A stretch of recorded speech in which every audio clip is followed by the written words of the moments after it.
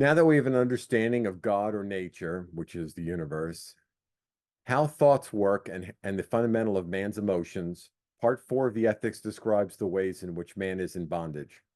Spinoza has made it abundantly clear that all that occurs is a product of an eternal chain of cause and effects. All of the things that happen to us and all of the things we think and do are part of this chain. There is no true freedom. In spite of this, however, part 4 of Ethics is about human bondage and part 5 is about human freedom. The question arises, in what sense can human bondage and freedom be raised in this thoroughly deterministic framework? There are 4 perspectives of man's actions. Each successive perspective takes a smaller slice of time into consideration. The perspectives are as follows. Okay, let's read this. The first perspective, natura naturans, sees all time and events within a single unchanging whole. Nothing is free to act or contrary to the way things just are.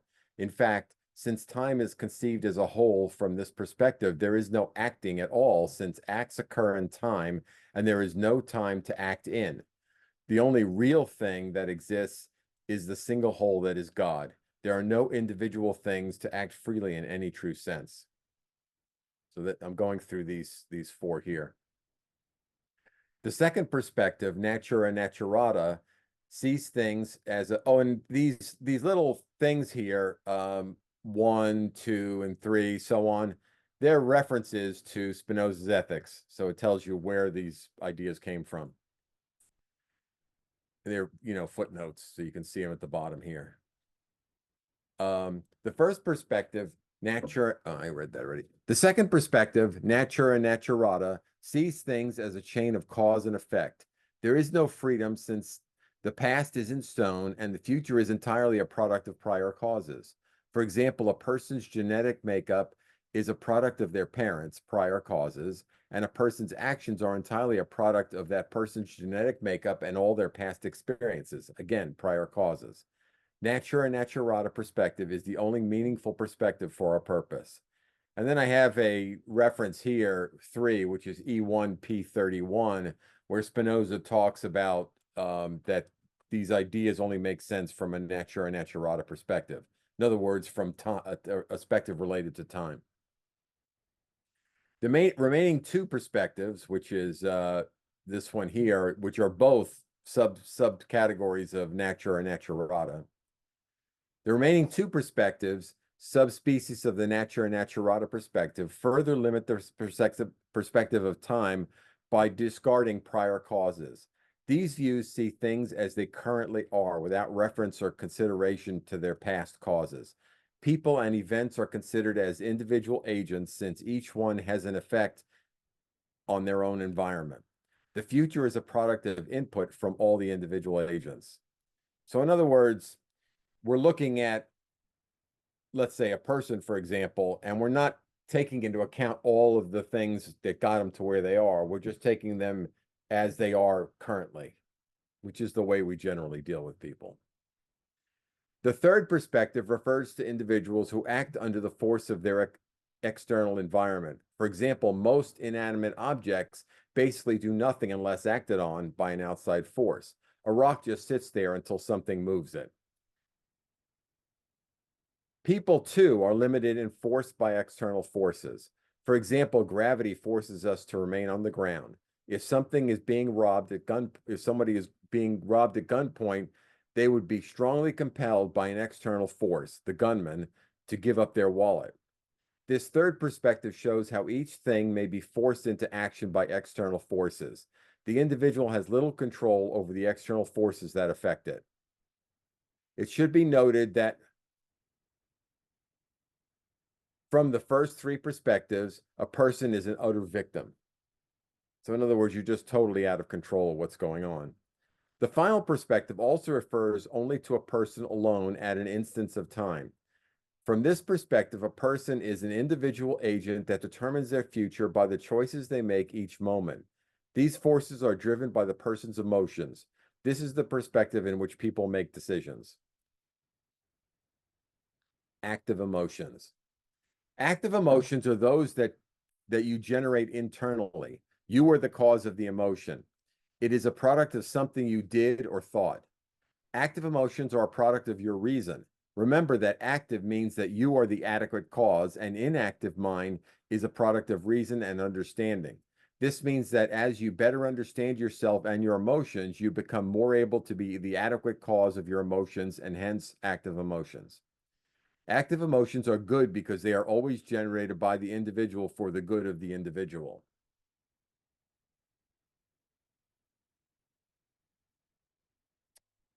Hold on, there's a couple of people that need to be added.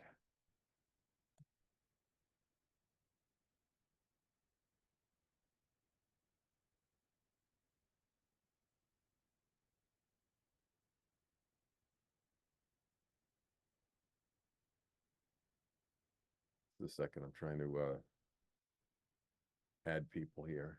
Oh, I think I got them. Okay. Since due to their conatus, each individual strives for greater power to exist, and an increase in this power is experienced as pleasure. Active emotions, the ones people cause themselves, are always associated with pleasure and desire, but not with pain. Pleasure because they are moving in the right direction, and desire because it is what they are striving for. It would never be a pain because they never strive for less power. If you strive for greater power and fail, you will have failed for a reason outside yourself.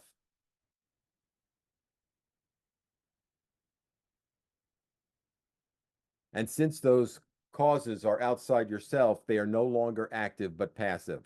A passive mind, not the complete cause, and passive emotions. Passive emotions are those that you experience, at least in part, because of external events. Passive emotions can be good or bad. In other words, some things that occur to an individual are to its benefit and some are not. For example, if an external source gave you something you wanted, such as food or money, you would experience pleasure. Likewise, if someone took your money or hurt you, you would experience pain. I've heard there's a new nigga going around my land trying to take over my fucking land. Hey, hey, bro. You think I'm gonna let a new nigga come over here and take over my shit? No, not at all. Hey, bro. You think I'm gonna let a new nigga come in here and take over my shit? Not at all. We ain't gonna let that happen. We ain't letting that motherfucker slide, right? Not at Apologize for that.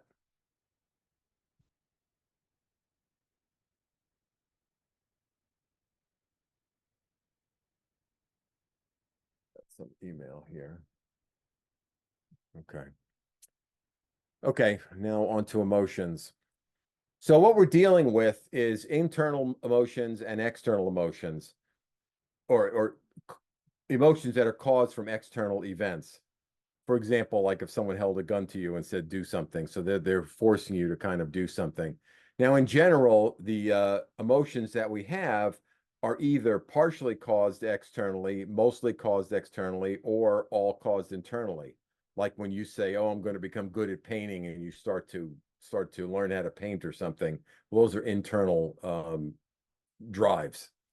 In summary, emotions can be broken down into two categories as follows.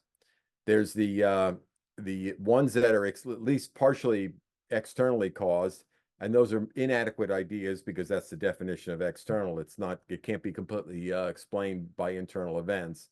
And that causes passive emotions, and you're a victim of that. So sometimes it's good, sometimes it's bad. Internal emotions, which are things you generate yourself, which are always good because you always want good for yourself, are a product of adequate ideas. In other words, you're the explanation for those emotions, and those emotions are therefore classified as active. And those are productive things. They move your life forward. They're to your benefit. Remember, inadequate ideas are caused when the person is not the complete cause of the emotion. These are emotions that are at least partially caused by external sources. For example, someone antagonizes you or convinces you to do something you know to be bad, or something frightens you into doing something. All of these caused passive emotions since they are, at least in part, caused by external events. Active emotions, those emanating from within, they are emotions that are constructive to oneself. Man has either no control or very little control with respect to the first three perspectives. However, the perspective we're most interested in, part 4 and part 5 of Spinoza's Ethics, is the fourth perspective. This is the pertinent perspective in which we have some control over our future. And then there's a reference there where Spinoza talks about that. Man has many freedoms that he does not take. He very often sees the better and is free to choose the better, but chooses the worse. One example would be a person who knows smoking is bad for them and wants to quit but can't. There are also people who eat food that is bad for them, or people who say things they shouldn't. These are the examples are endless. Okay, now we're going to talk about bondage. Active emotions, those that are a product of adequate ideas or those that can be fully explained by the person alone, are always positive and for the betterment of the person. Passive emotions are those that are at least partially explained by external factors. These emotions can be good or bad for the individual. Therefore, to the extent that a person has passive emotions, they are in bondage to those emotions. They are in bondage in the same sense that they see what is good for them, but they do what is bad. This person sees the better but chooses the worse. And there's a reference, and that's kind of a repetitive thing there. The details. The following diagram shows the detail of man's actions in the case of active and passive emotions. As we know, the conatus is a product of our structure and is expressed as our effort to exist. The conatus is not only our essence, what we essentially are at the core, but our complete essence, the driving force behind all our thoughts and actions. The conatus is experienced in our mind as desire. Our desire drives us to physical or mental activities, and this activity produces results. The results of our activity will either increase or decrease our power, which is ability to exist, or have neither effect. We experience an increase in power as pleasure and a reduction in power as pain. Our mind takes as input the feedback obtained through the emotions, the external world, and things such as memory and the imagination in order to produce activity to achieve its desire. So I have an example here, or I have a diagram here. Let me shrink that a little bit. Yeah. So basically what happens with active emotions is your mind has a desire to do something, and that causes you to have activity, and the activity produces results, and that's an increase in power because it's your benefit, and then you experience increase in power as pleasure, and so that gives you pleasure. So it's a loop where your own decisions that are for your benefit, as those things get realized, you experience pleasure. The whole thing starts over here as physical structure. So your body determines what kind of things your body can do, what kind of forces you have, and your ability to survive. You know, you have your legs and your arms and your intelligence and things that you use to survive. And these are a product of your structure, and that's what gives you the desires that you have. Then I have another one here, which is passive emotions. So this part here and to the right is all the same, but here now you have, instead of all these forces on you being internal, there's also the external world impinging on you to be a product of a factor in what produces your activity. And then it also affects the results. So it'll make you do something you don't want to do. Like, let's say you have too much alcohol at a bar and you leave and then you get into an accident. That's where the external world is involved in that. Let's see. Bondage details. Spinoza describes man's bondage as his lack of power over his emotions. In the case of passive emotions shown in the previous page, you will note that man's desire is not the sole factor in determining his activity. He is also subject to the external world. For example, you may desire to go get something to eat. However, the external world, a flat car tire, can in part determine your activity. Likewise, you may drive to the store and find it closed. Your activity was correct, but the external world, the store is closed, made your efforts not produce the result you were seeking. As you can see, due to forces in the external world, in spite of your best intentions and activity, you may not succeed and end up decreasing your power because you're growing hungry, for example, because you couldn't get food. The external world plays a large role in determining both your activity and the results of your activity, and hence the emotions you experience. You are not the sole determiner of the emotions you experience. Now, since emotions are one of the inputs your brain uses to compute activity, and since the emotions can be virtually anywhere because of the input from the external world, it often occurs that your mind produces activity that is counter to your desire and your best interest. This is our bondage. This explains things like gambling, drinking, smoking, and the like. Spinoza makes a number of additional important observations that have to do with man's bondage as follows. Being a part of nature, man is always subject to passive emotions. This is because ultimately man's power is far exceeded by his external environment. This is kind of an interesting point because the point is that no matter how civilized you become and how wise a person you become, you're still subject to the laws of nature. So ultimately, you can't overcome nature completely. You can just hope for good conditions and then act, do stuff in your best interest.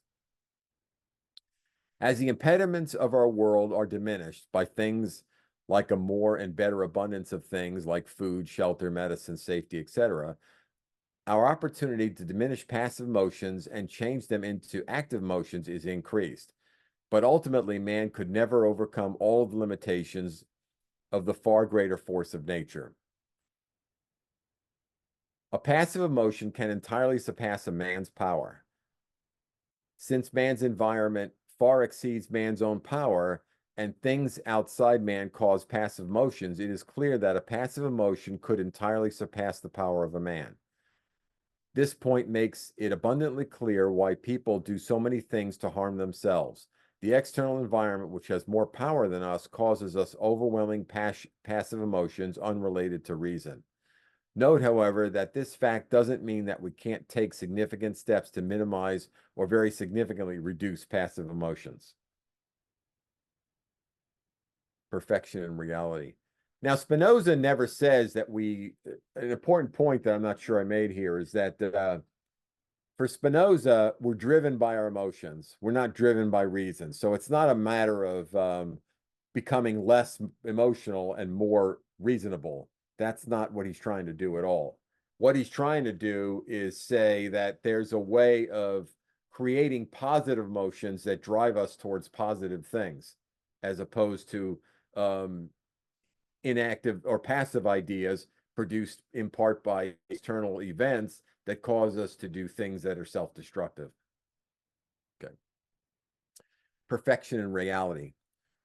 What do people mean when they use the word perfect? When used, the word is used as an uncritical or imprecise way to signify the best or most efficient. Without thinking too much about its meaning, people use it all the time.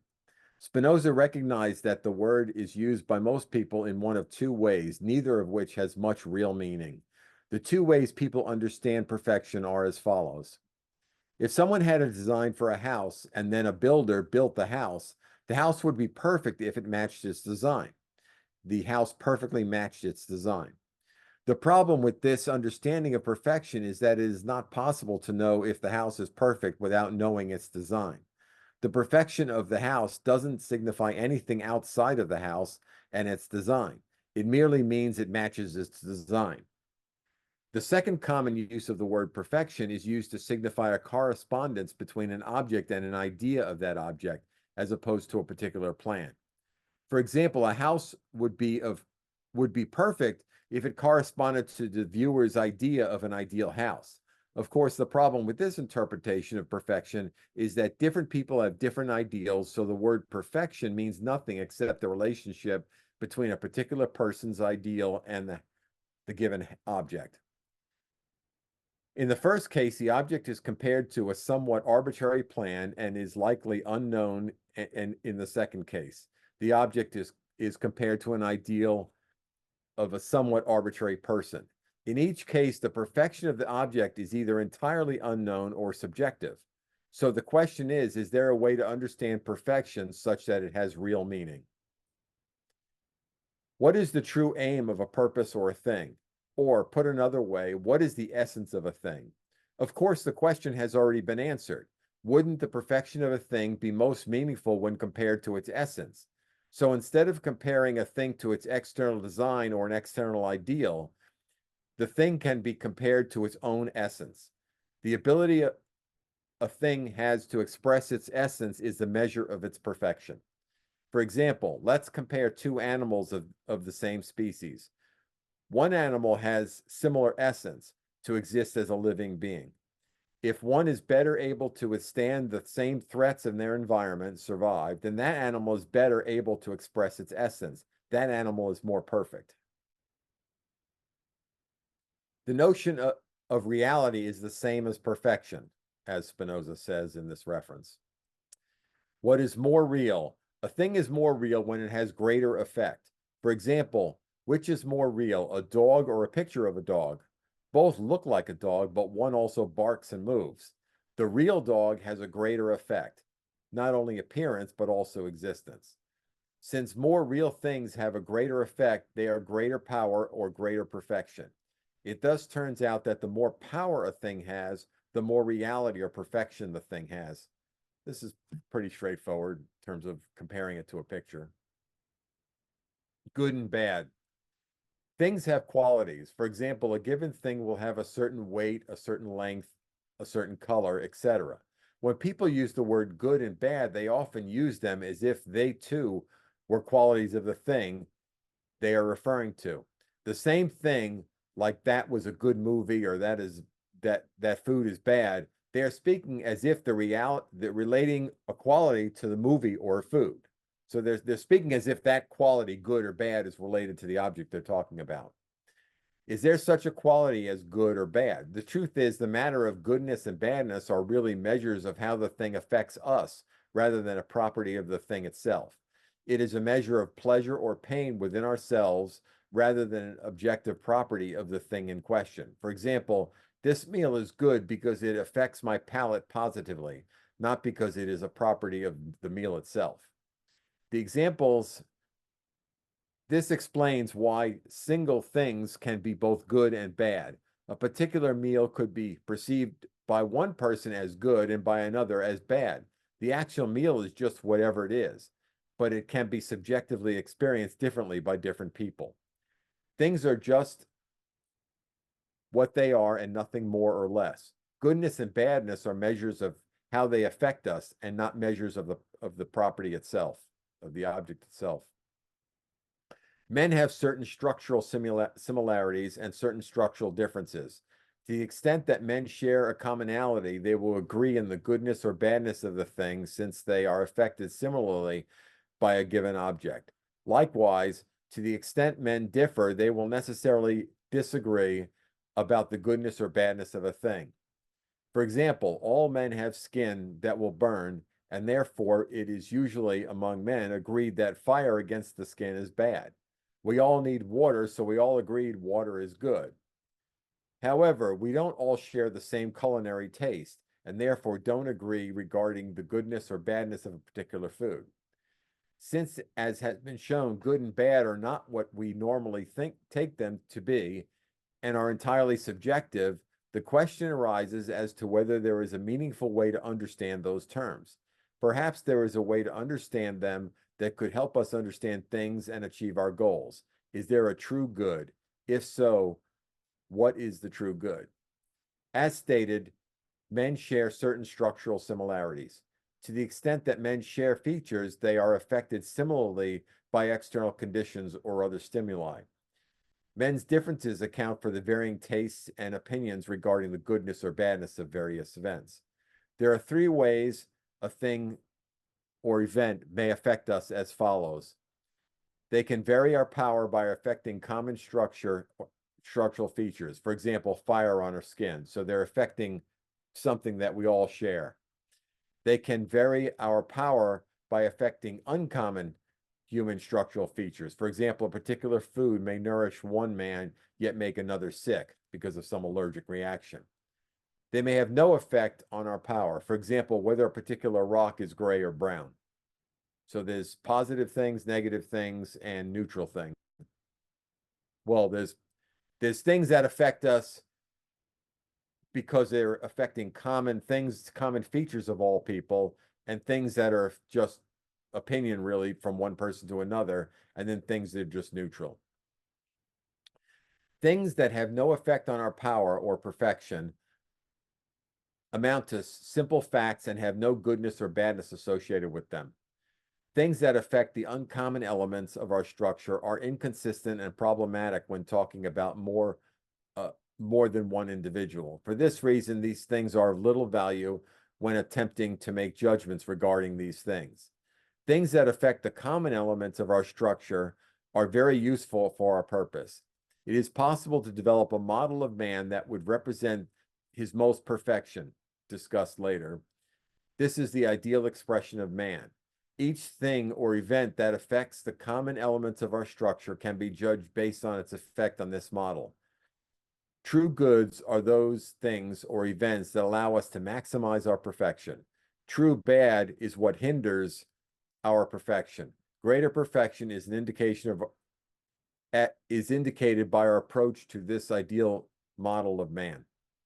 So basically, it's taking the common elements that we all agree on. Like we all agree that clean air is good and clean water is good and available electricity, on and on, things like that. Virtue. Virtue normally means our conformity to a set of moral standards. The more we conform to this standard, the more virtuous we are. Spinoza essentially comes to the same conclusion as follows. 1. The more a person seeks his own advantage, the more virtue he has, which is, a reference to Spinoza. 2. The highest good of an individual is to seek what is best for his community, which is something he said also. For Spinoza, this set of moral standards represent what is best for the community. Being part of the community means that what is best for the community is ultimately best for oneself. And what is best for oneself represents the power of the individual. Thus, virtue and power mean the same thing. Living solely for your own benefit necessarily means you care about and help others because there is tremendous personal gain to be achieved by being a helpful member of a larger group of which you are ultimately a member. So a good example of this is like a waiter at a restaurant. They're working for their own power and they're trying to get money, which is the form of tips. And the way they do that is being helpful and friendly to you. You see, so they know that by helping other people, they gain. That's kind of the way capitalism works, actually. The idea is that you just worry about yourself. You're not worried about anybody else. But the way you get more money for yourself is by doing favors and making good products for your customers, you see. So it's kind of an engine that makes you just worry about yourself, but in effect, you end up helping everybody else. Okay, the dictates of reason. Insofar as man lives by the dictates of reason, within the limits of his control, he best maximizes his happiness and survival. The dictates of reason include, and he gives a list of things that includes. Man should love himself, so you should love yourself. Seek what's your own advantage. Seek what leads him to greater perfection, and in some preserve your own being. So you do what's best for you. Obviously, things like smoking or drinking are not good for you, but things like learning and eating good food and stuff like that are. So that's what you're trying for, is to seek what's good for you. And obviously what's good for your community is good for you as well, because you're part of that community. While this may seem self-centered, allow me to explain. We live in a society with other people. This fact provides us with enormous benefits. As part of this society, we must give and take in a congenial manner to best ensure our acceptance into society. For this reason, helping others, being fair and moral, while serving others in the end is best for us too. Therefore, things like helping others, being fair and moral, working hard, following laws, etc., are all to our individual and collective good. So just worrying about yourself through the light of reason dictates being a good citizen and a good person. So what he's saying there is very interesting. What it's saying is basically do what's best for you. But what's best for you is doing good things in the community. For example, if you try to take advantage of your environment, take advantage of people, and think, oh, I'm getting what's maximum, you're not, because you're not going to be able to find jobs. No one will help you when you're in need. You're really hurting yourself in the long run. And this is what we're interested in. Your what's best for you. What's best for you is to be an appreciated member of society, to be helpful to others, because if you're helpful to others, they'll be helpful back to you, or more likely to anyway. The details. The following are things to remember when determining what is best for you. So he gives a particular list of this, and I have references there. So nothing is more advantageous to men than other men. So basically, the most valuable thing to you is another person. It's not just anything else that you get, like a car or a house or a plate of food or whatever. None of those things are as valuable as what a person can do for you. Under reason's guidance, men seek nothing for themselves that they wouldn't desire for the rest of mankind. So basically, what are things that are good for you, good food, clean air, all these things, you desire them for everybody because you're part of this community. It's good for you and it's good for them, and you all work together to achieve that. 3, every man from his own nature seeks what he judges to be good. So that's basically saying that we all individually judge what's good and what's not good. 4, nobody, unless overcome by external causes, neglects to seek his own advantage. So if you're overwhelmed by negative things, or you have passive ideas, then you're somewhat likely to do destructive things. But if you're clear thinking and you're doing what's best for you, then you're going to do the things that are best for you. Self-preservation is the sole basis of virtue. So all it's like what I said before, is that you're really only worried about yourself. But helping your family, helping your community, all these things are best for you. It assures your survival the best. Loving them and treating them well, all of those things. Okay, number 6. Only adequate ideas lead to virtue. So if they're coming from within and you understand these things, then you're going to do the right thing. You have the ability to drive yourself. But if you're being driven by external forces, fear, or you want to be cool in front of your friends, or you got a habit from copying somebody or something like that, all these things are caused from some external event. Let's see. Virtue is living by the guidance of reason. Kind of speaks for itself. The mind's highest good is knowledge of God, and its highest virtue is to know God. Remember, God is not the anthropomorphic being that rewards and punishes people. God is just understanding that you're ultimately a part of the whole universe, and you appreciate that fact, because without that fact, you wouldn't be here. God is the highest, most powerful thing or idea we can have. God never ends, so it's reliable. And that's kind of a neat thing, because if you love a particular painting, someone could steal it, or it could crackle with time, or whatever. Anything you love always has a life to it. It eventually goes away, but God doesn't. The universe will be here.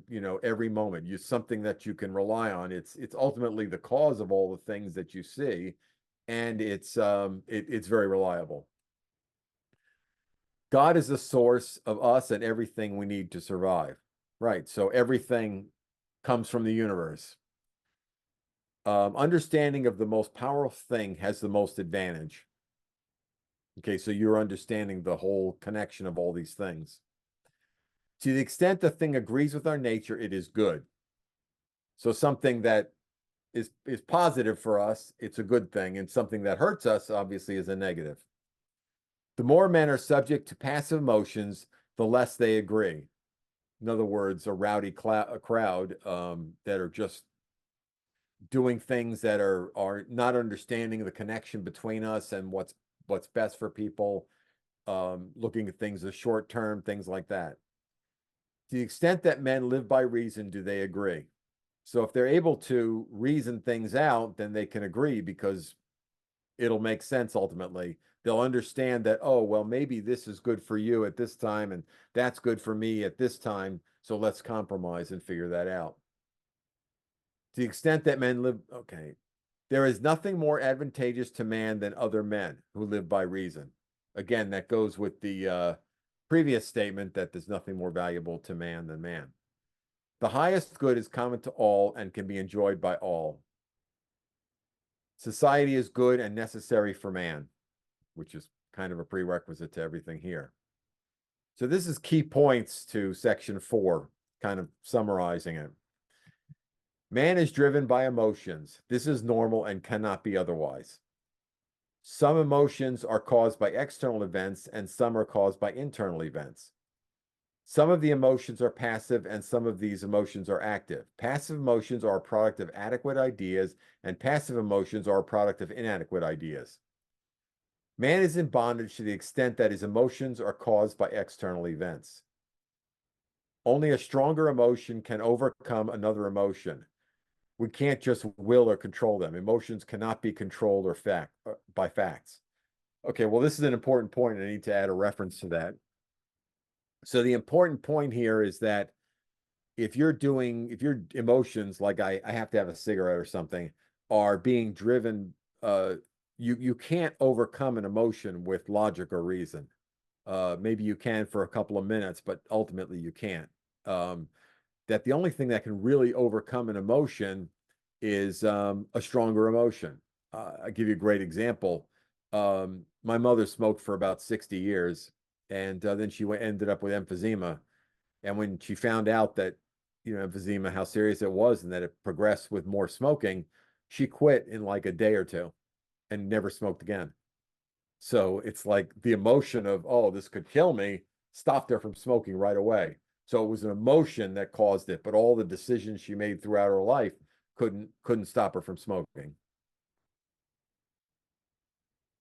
6, good and bad are just what is good or bad to the individual and not good or bad in general. So in other words, that good and bad is a relative term. It's not, in general, it's not a something that is associated with the item you're talking to.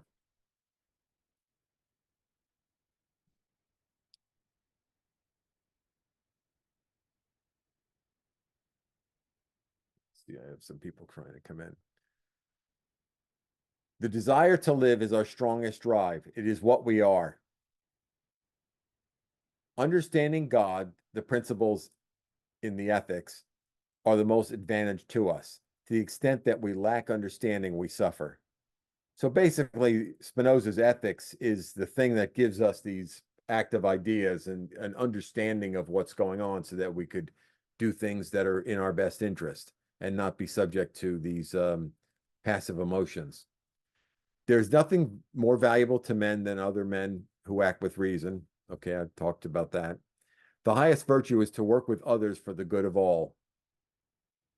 Hatred is never good. It is to your best advantage to return hatred with love, which I need a quote for that because he actually says that very directly, I think in part 3. Although no man is free in the sense of being uncaused, men are free to the extent that their emotions are self-caused rather than externally caused. That kind of sums it up pretty well.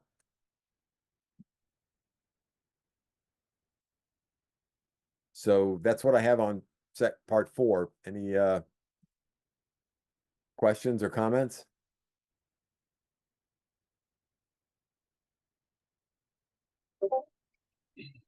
Yeah, Okay. that's pretty good, Blake. I just have there's a kind of a tension between the internal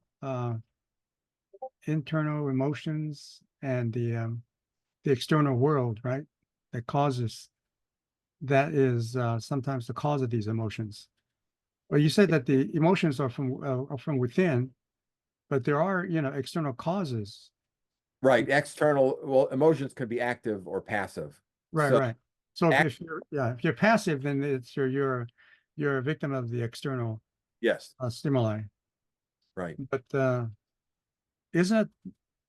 But don't you respond at first to to the external world of stimulus, and then at first you're passive, and in order to be able to experience what what is going on, and then you could then um, take an active part in that interaction. Well, I think you're not, I mean, in the case of a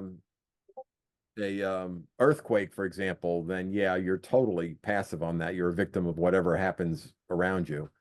But most of the time, you're a factor in what happens. For example, if someone slaps you in the face, you have a lot of choices on what to do next. You know, you could yell at them, you could slap them back, you could run, you could do nothing, you could, it's a lot of choices. And it's not like he slapping you in the face caused you to forced you to do anything, right? Yeah.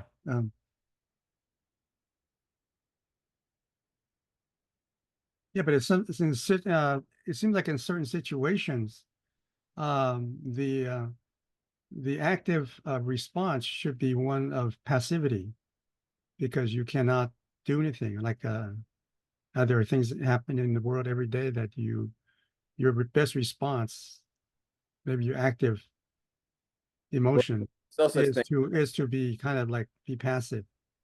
right? He doesn't use the term active response anywhere. Yeah. But it seems like it's a very complicated relationship between the individual emotions and what happens in the world. We're always interacting with the world in terms of this passive, active, and it's a complicated relationship of activity and passivity. It is, but the word we use for people who have greater understanding about these relationships is called wisdom, right? So as you gain in wisdom, you have better understanding for what's going on. Mhm.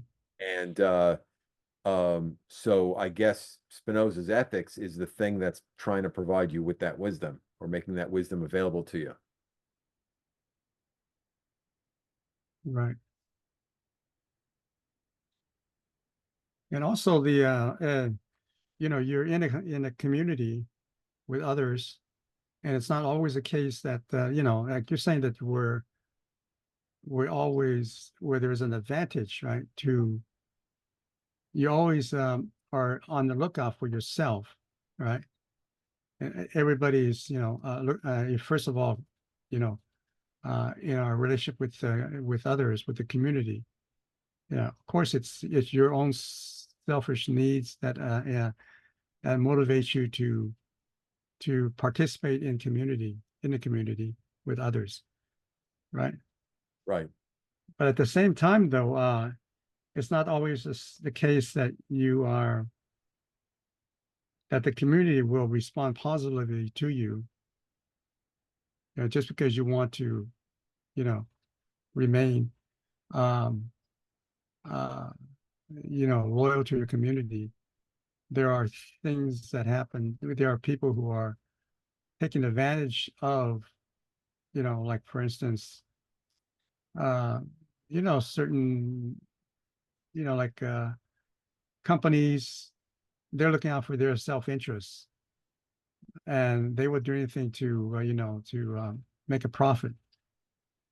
So they're not really, and they ignore what is bad, as at the bad results that they're causing in order to seek their advantage. And so it's not always that kind of like seems like it's not always that simple or easy to, as seems to be Spinoza is describing.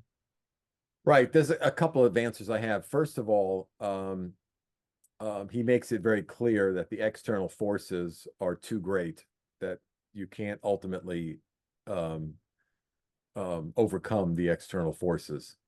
So you can be the most wise person in the world, and if the world doesn't cooperate, I mean, let's say if you're a Jew during World War II, it doesn't matter how nice a person you are, they're going to shoot you or do whatever, put you in jail or whatever anyway, and there's nothing you can do about it, So the forces of the external world are always too great. So the things that you can possibly do is necessarily limited.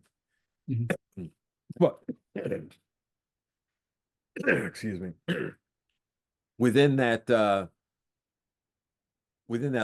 limit, that range, you have a lot of control. For example, yeah, if we were living out in the jungle, then the vast majority of our options were controlled externally, the opportunities, the weather, all that kind of stuff. But since we created a society, we have a lot of leeway. In other words, nobody's forcing you to take drugs or drink alcohol or or do destructive things, waste all your money on gambling or whatever. So those kind of things you have a lot of control over. You can decide, I'm not going to gamble, I'm not going to get drunk tonight or whatever, you know what I'm saying? So it's clear that then that's one of the reasons why Spinoza says that the best thing for man is man, and the community is very valuable, because you can easily see that things could get out of hand very quickly. Without society and the comforts and conveniences society offers us, the breakdown of society would cause our lives to be almost entirely passive. There'd be almost no active, because we'd have no real choice. But as we work together and build a society, for example, I have I have um, air conditioning in my house that makes me comfortable all the time. Well, I didn't build the house. I didn't build the AC unit. Don't create electricity, All that stuff is being provided by other people. We're working together to do this, and I'm experiencing a great deal of benefit because of that. See? Mm. Is that so yeah, what you're saying is that things occur that are out of our control, and they present us with situations that there's no winning scenario. And yes, that's very true. And so we're not talking about the things we can't control. We're talking about the things we can control. Mhm. Yeah, wasn't you or somebody said that what Spinoza, how this Spinoza describes society and the individual's relationship with society is similar to Hobbes's right, is a picture of a man's relationship with society, with others. Right. Unfortunately, my knowledge only exists inside Spinoza. I don't have a lot of experience with Hobbes, so it'd be rough for me to say that. Yeah, but Hobbes is known for with the idea that it's a dog eat dog world, and yeah, it's like you're just describing. Man has to look out. The individual has to look out for himself, his own interests, and then from there you kind of take Society. what society offers, and then but you make the best of it. Yeah. Yeah. But yeah. So you have to admit that our society is so developed at this point, human society, especially for people in the US, Canada, China, stuff like that, that you have a lot of choices. And the people that do well largely because of internal choices, not because of external forces. There's a huge number of exceptions, of course, but you have a lot of leeway, a lot of choices you can make. I mean, the fact that someone could be born, with a single parent and become president of the United States, obviously shows that you can overcome difficulties. But there's limits to that, of course. Right. Yeah. Yeah. So I guess the gist of part 4 is just to say that we're there's a whole host of things that we cannot control, and there's nothing we can do about that, and we just have to understand that there's nothing we can do about it, but in a very stoic kind of attitude. But within the range of things we can control, people cause an enormous amount of self-suffering. You know, like someone does a crime, gets caught by the police, and ends up spending X years in jail. Well, that was not an external force. You know, they actually made an internal decision to do the crime and do these things. So it's self-destructive. People that drink excessively or take drugs excessively or smoke a lot of cigarettes or something. I mean, they're causing destruction to themselves. They're making that decision. Well, there are circumstances that lead people to make decisions that are, you know, detrimental, so you know, disadvantageous, and you could say that they were a victim of those circumstances and victims of certain societies. If they weren't in that society, you know, they wouldn't be a victim, Right. as opposed to compared to someone else who is Right. in a better society and under different circumstances. Like, you know, like that story, Les Miserables, right? The guy, you know, he steals a loaf of bread because he's made a decision to steal the bread, and you know, his whole life changed. His daughter's son or his daughter's child was starving. Exactly right. That's why he broke the Oh, bread. there are, yeah, right. Yeah. Yeah, and that's a case of external events putting you in a situation that just overcomes you. There's nothing you can do about it. And that was the situation because Les Mis was um, just a good example of where the forces, he was a good man, and all the forces around him were putting him in terrible situations, and he did the best he could with it, you know. Right. And then he eventually did overcome, right?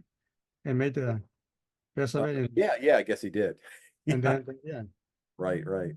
But he lived a rough life. And so each one of us is controlled to a degree by external forces.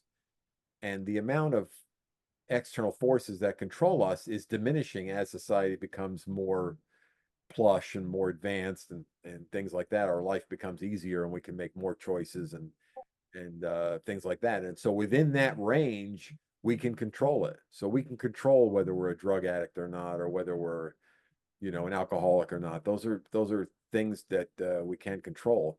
And if you, again, like I say, you've seen people throughout history start in very meager um, starting points and become great people, you know. And so the things you do, it ultimately become a huge effect, as Right. long as the environment is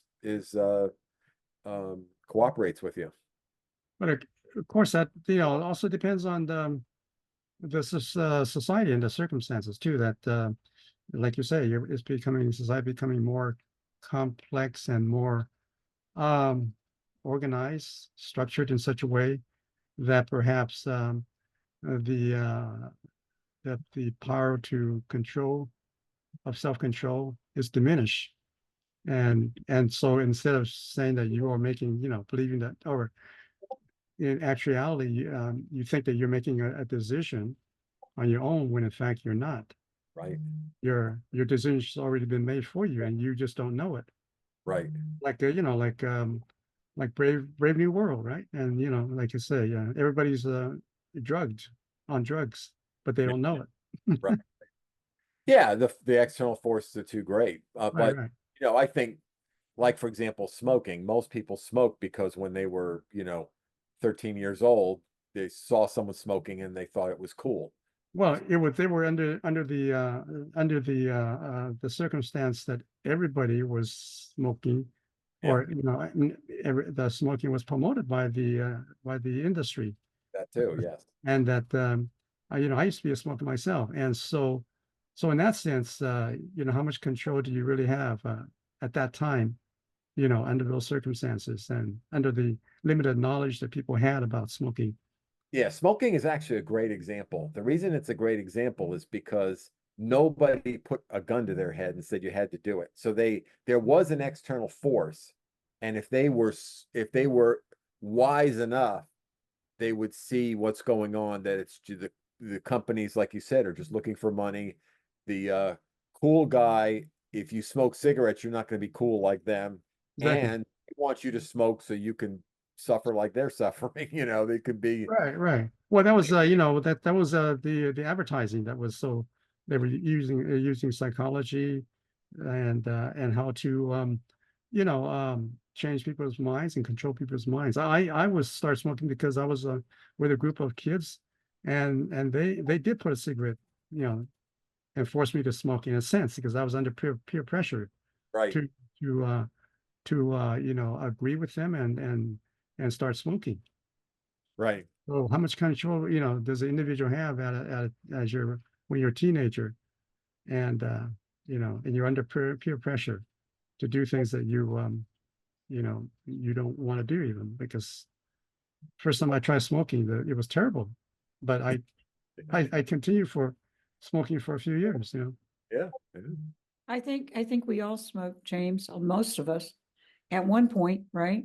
I mean, one day, yeah, well, I mean, the thing is, I grew up around it. Did you?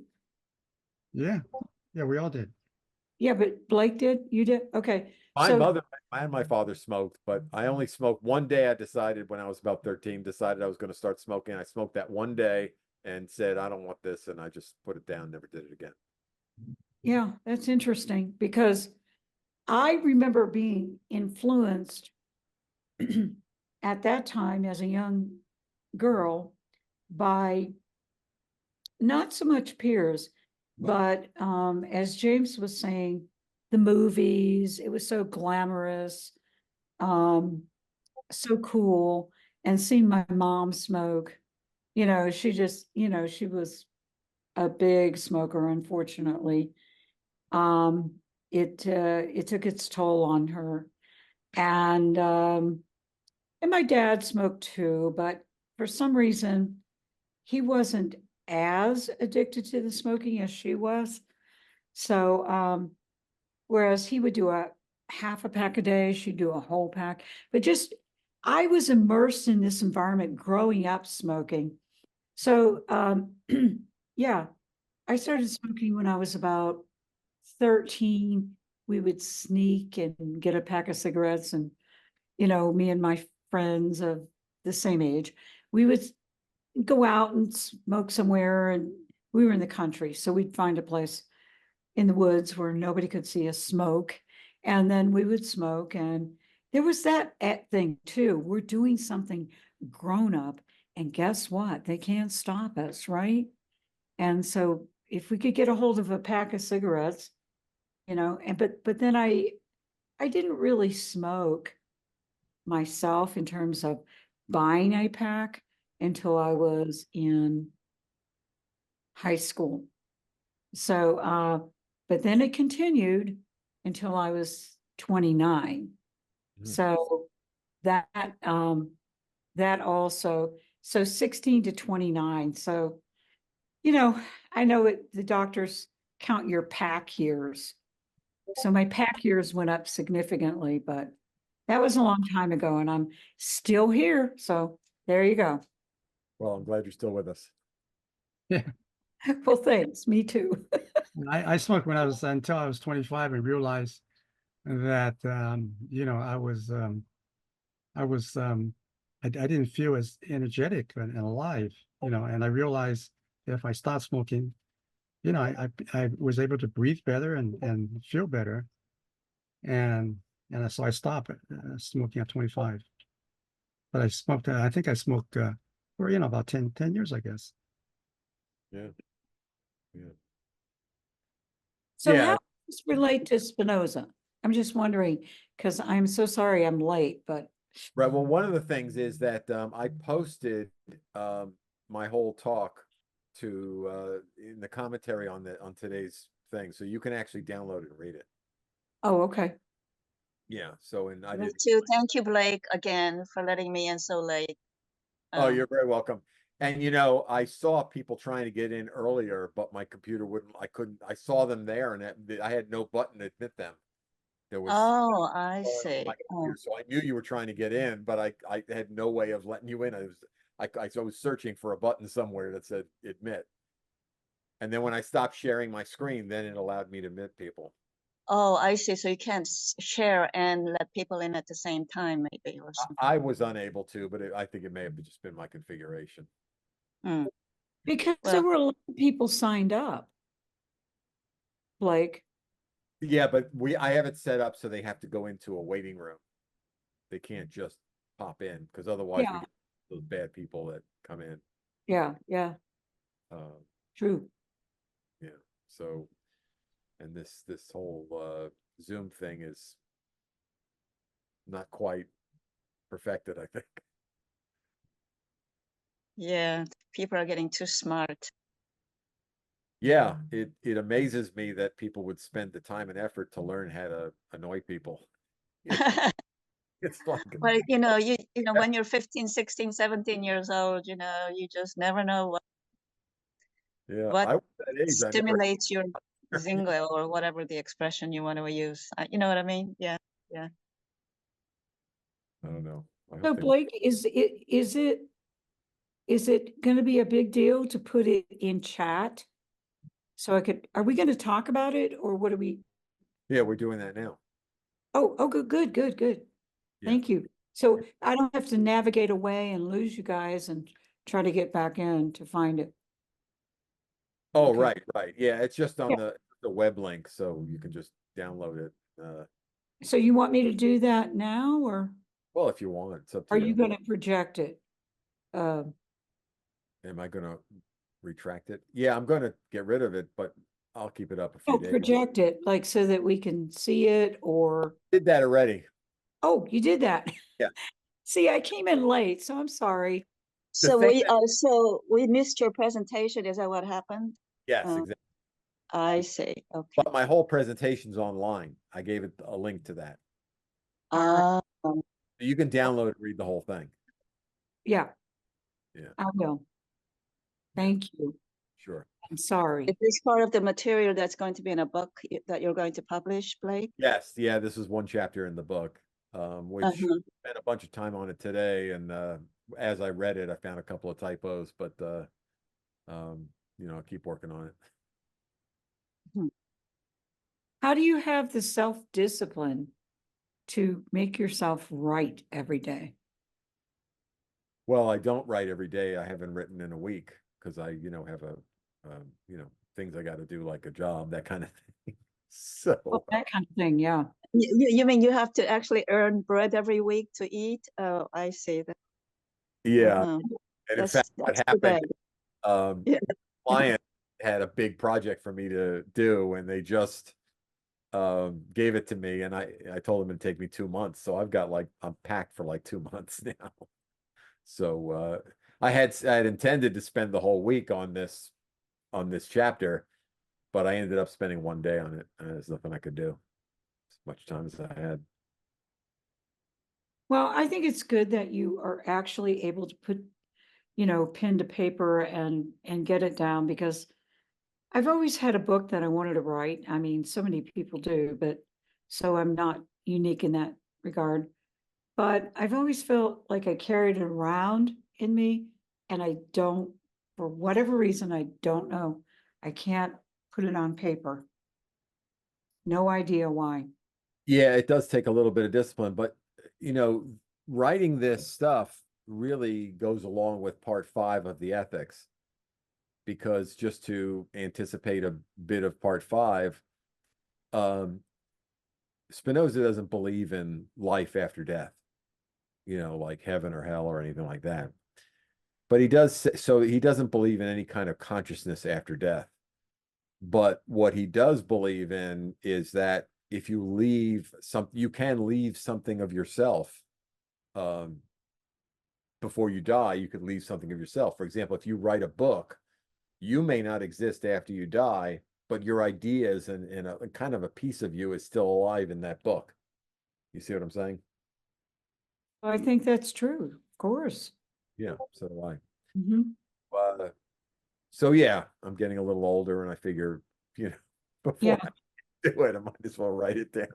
It's Yeah, also true that for Spinoza, there is really no death, right? Because if you are nature, God, and substance. Those things do not die, do they?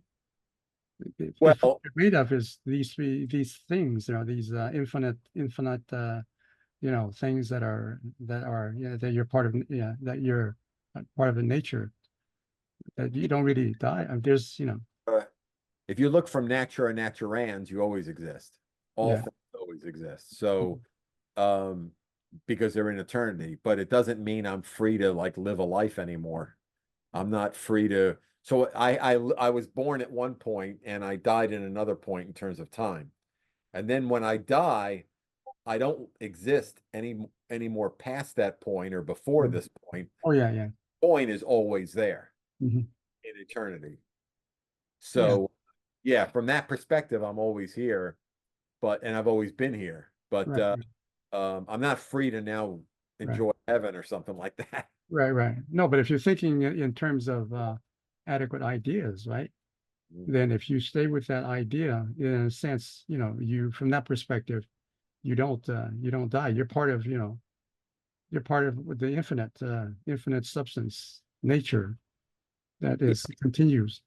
right. Well, there's two ways of thinking about that. One way is, as I said earlier, from natura naturans, where you're part of this whole thing. You're part of the whole universe that's always there. So in that sense, yes.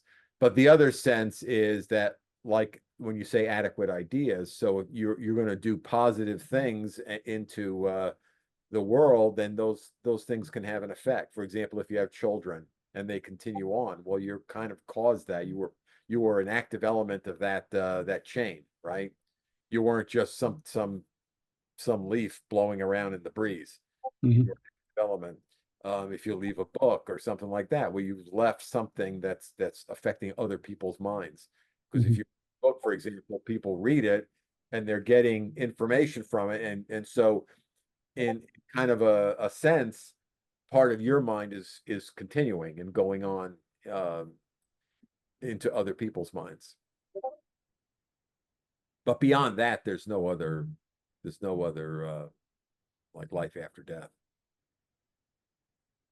Yeah, we'll see how long your ideas last.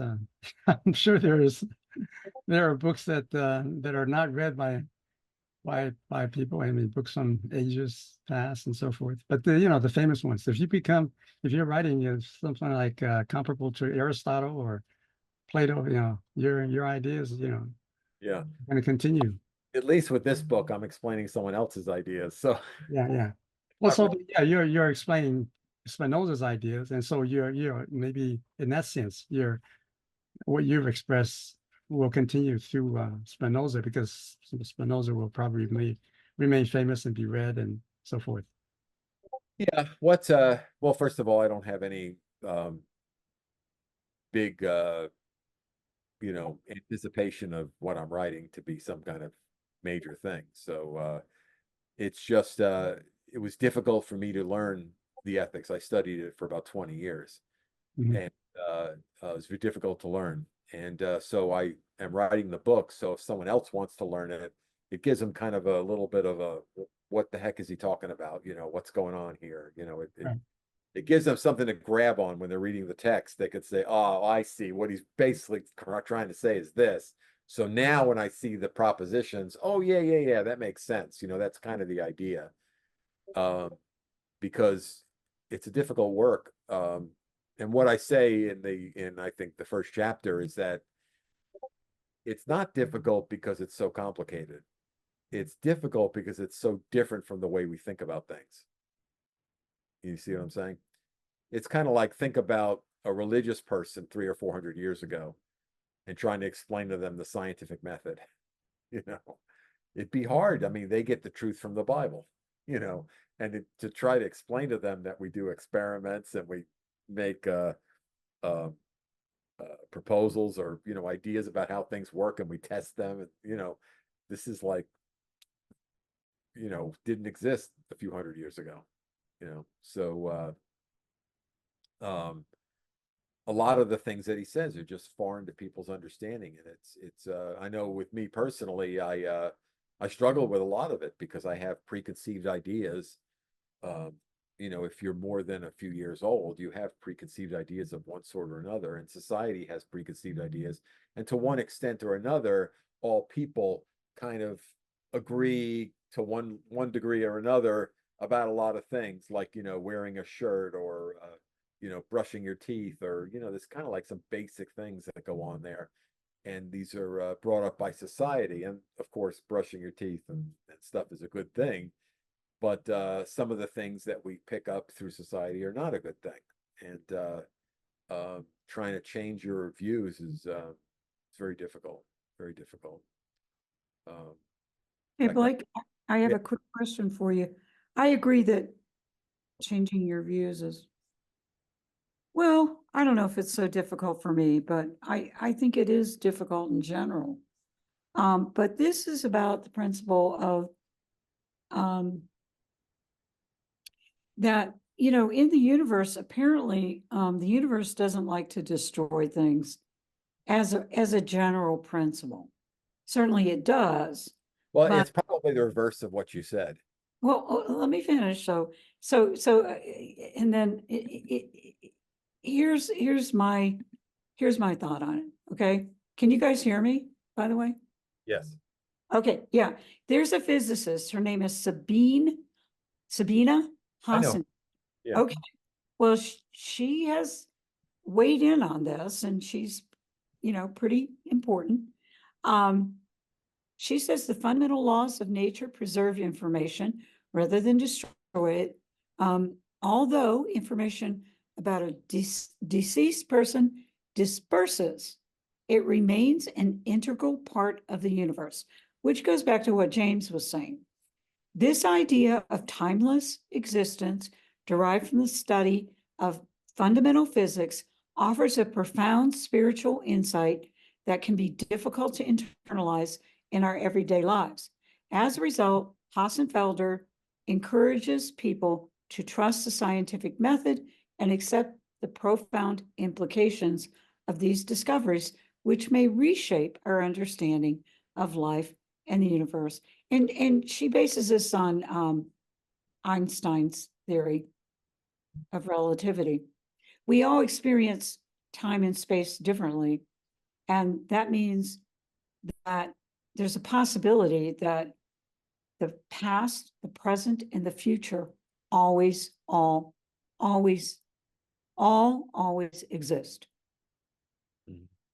So Okay. yeah, go ahead. The past, present, future always exists. Yes, that's called the block universe. Yes. And I think she describes it as well, but that's what Spinoza calls the block universe. And natura naturans are exactly the same thing. If that may be very helpful, you know, to understanding, if you understand. And Sabina is good. In fact, I have one of her books. I don't know if she has more than one book, but I have one of her books, and I've watched many of her videos. I have a high regard for her. Einstein, as you know, was a big fan of Spinoza, because Einstein was a strict determinist, and Spinoza is, and Einstein wrote a number of letters, which I have a copy of, that where he talks about his idea of God, and ultimately what he's describing is Spinoza's God. You know, so it's pretty interesting.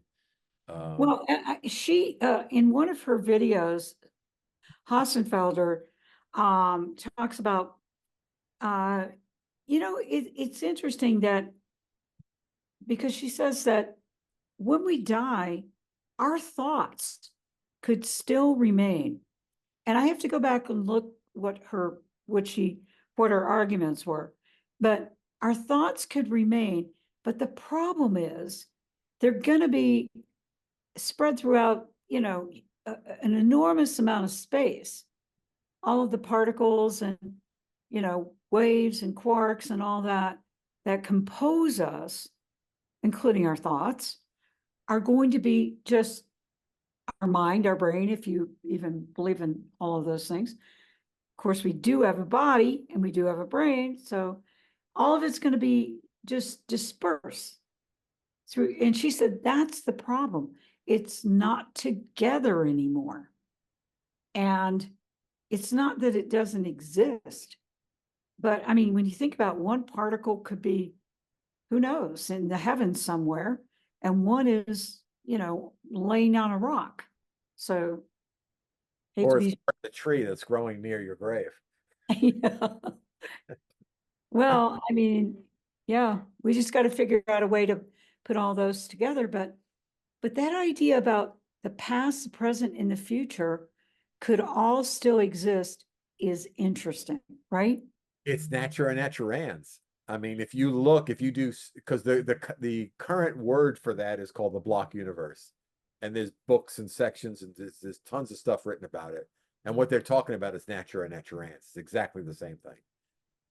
Well, how would this explain natura naturans in application to the death process?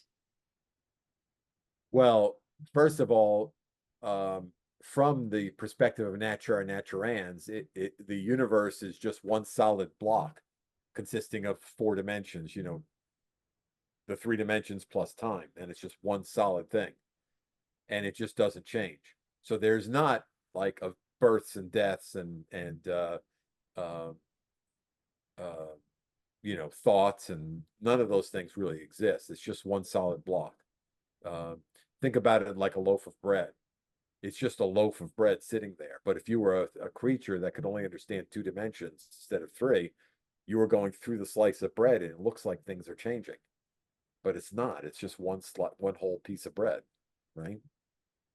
So when you say it exists, I don't know. Does one particle in one side of the bread still exist in the other side? No, right?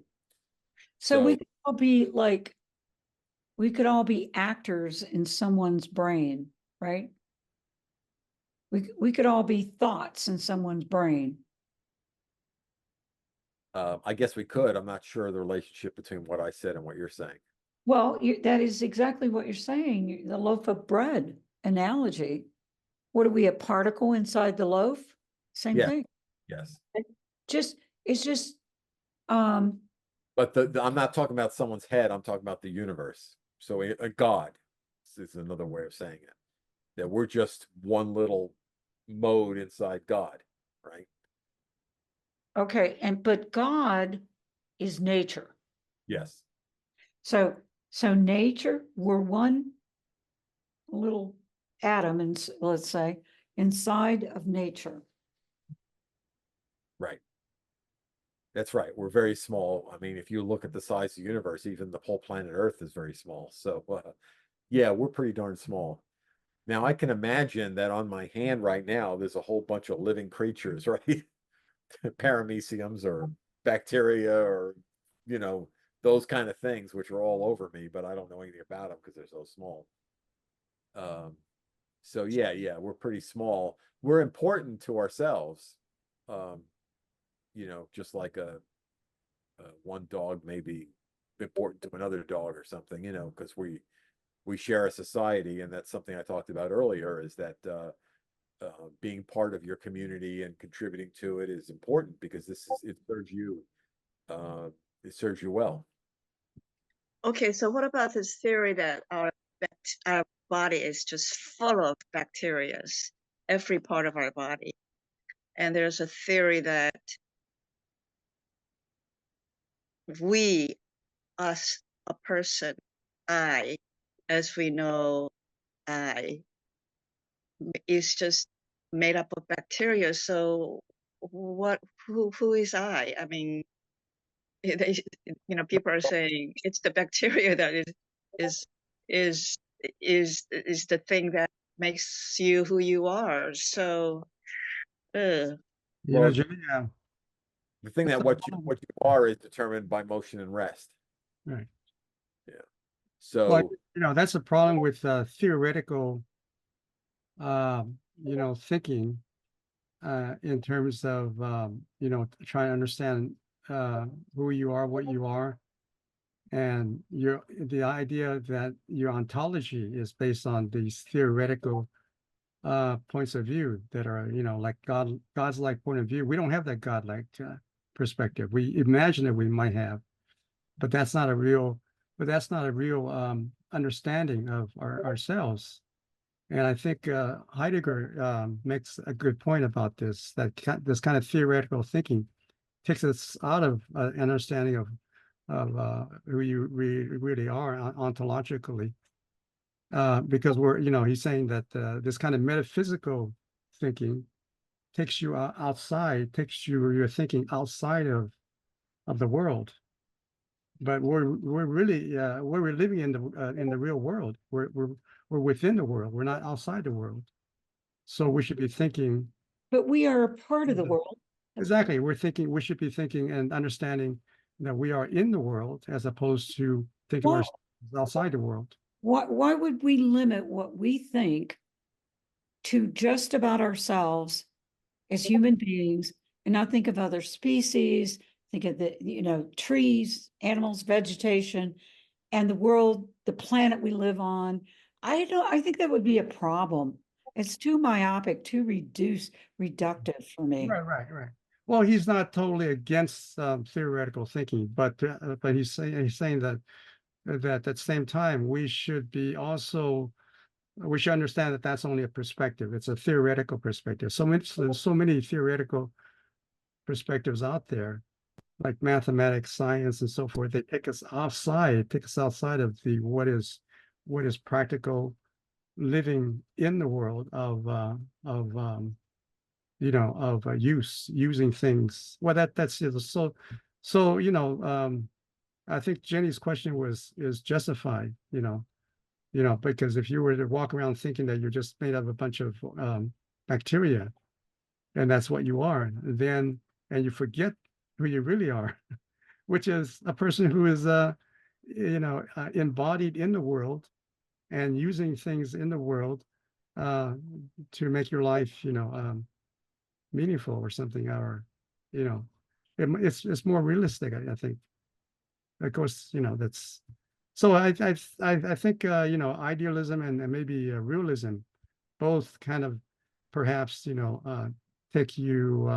distract you from. I mean, they could be, you could think about these things to expand your understanding, but Well, of course, if you didn't think about the microbes that inhabit your body, you could, that helps to prevent a lot of disease. It's very difficult to know, but they're not you. You are their host, but they help you. A lot of them are very good for your digestive system and so forth. But I mean, they're not you. And so I don't know. Yeah. Yeah, I don't, but yeah, I don't like to limit myself. I like Heidegger's approach, but I like to go beyond Heidegger's approach. It's not even as expansive as Spinoza's, in a sense, because it's phenomenological. It's what I'm experiencing here and now, James. But that's not the entire ontological world, universe, right? And so if we're not interested in our situation, if I'm just interested in the fact I'm on the internet right now talking to a nice group of people about philosophy, I have a glass of lemonade in front of me, my dog is barking. I mean, that's so not interesting to me. It just isn't. I mean, I feel it, and but I like to know more than that. Yeah. He and Wittgenstein, have a certain perspective that may seem limited. Like they only believe that there is a finite world that we're living in, and for Wittgenstein, it's a language world of language games and so forth. But yeah, he's not. Heidegger is not totally against theoretical thought, but that's as opposed to Wittgenstein. Wittgenstein dismisses theoretical thought completely. Yeah, I have to warm up to Wittgenstein a little bit more. I'm not. I'm aware of the fact that I'm a little bit closed off to him. I've had some exposure to him, and I'm like, okay. Yeah, I don't know. I have to get back to this. That was my take on it. yeah. I mean, that's just, that's a point of view that, yeah.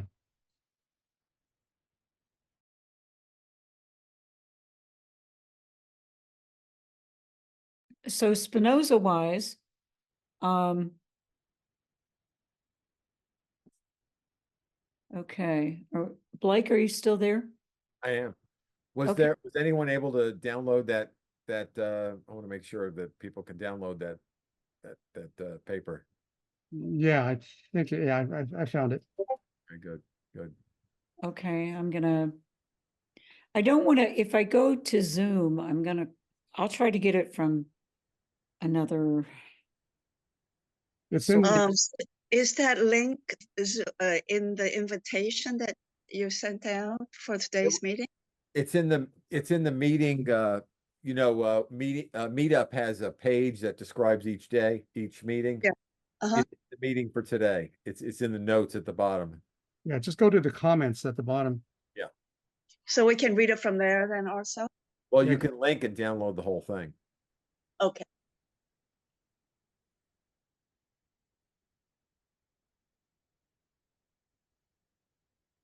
So did what I said make any sense? Is it- oh, Blake, Yes. if I've done that in the past and it kicks me off the meetup. If I try to download, it'll kick me off if I go to your meetup page and try to load it. I think it'll kick me out of this room. I just tried it. I don't think I think Okay, it worked for me. all Yeah. right, I'll That try. might be okay. If you wouldn't mind, if you could please let me back in if I get kicked off. Oh, absolutely. Yeah, I'm not sharing my screen again, so I can see when people are trying to get in. Okay, thank you.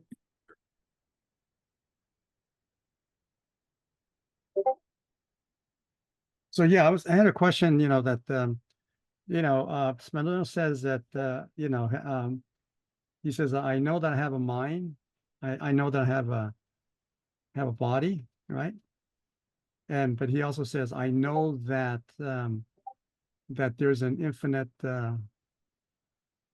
God, substance, and nature that's absolute. Right. So the question is, how does he know that? I mean, I can understand he knows he has a mind, body, but how does he know?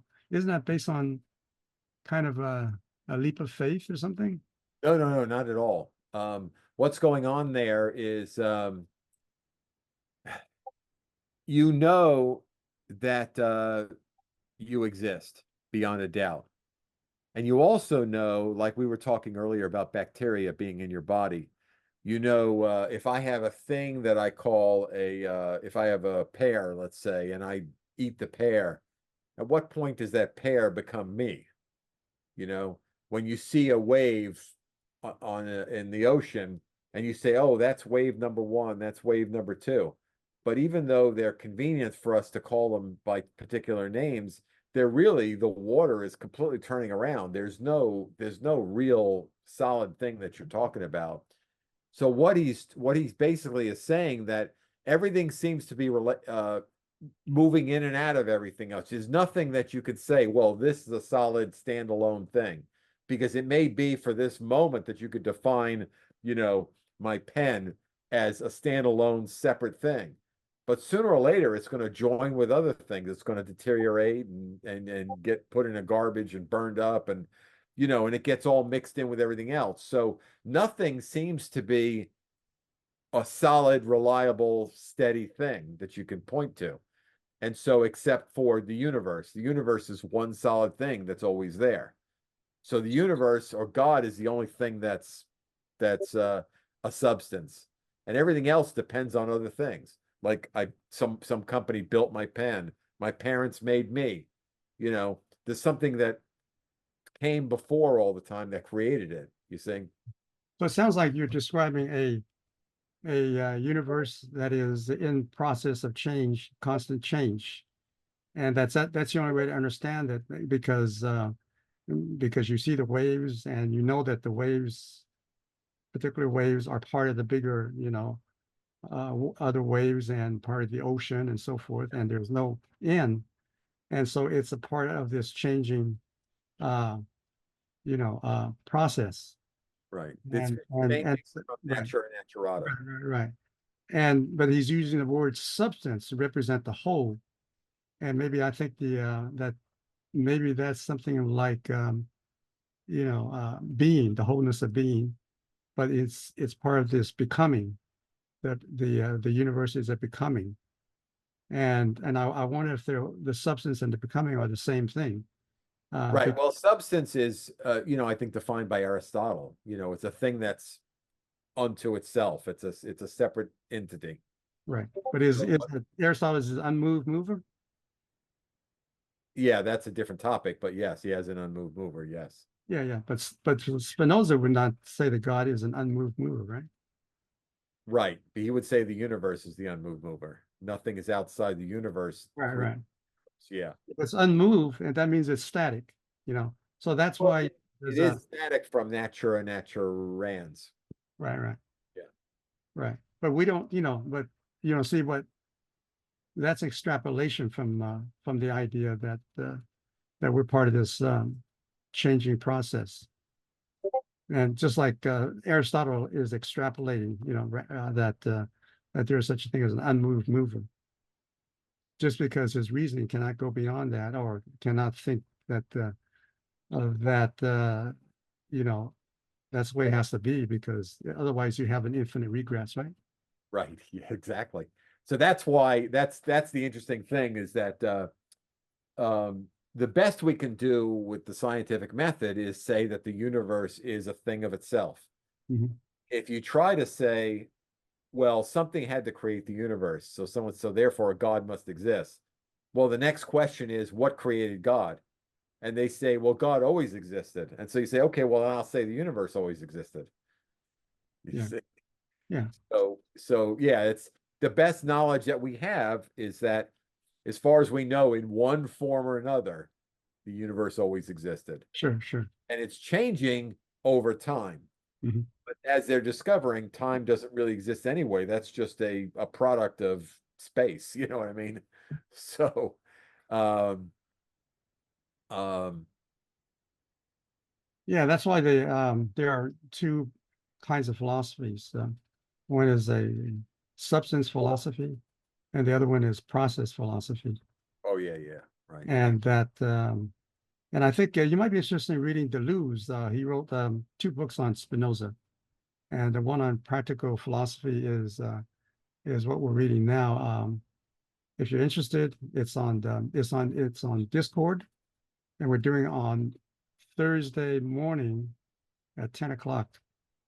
Um, DeLuise, you talking about Spinoza with DeLuise or just him in that's- general, DeLuise in general?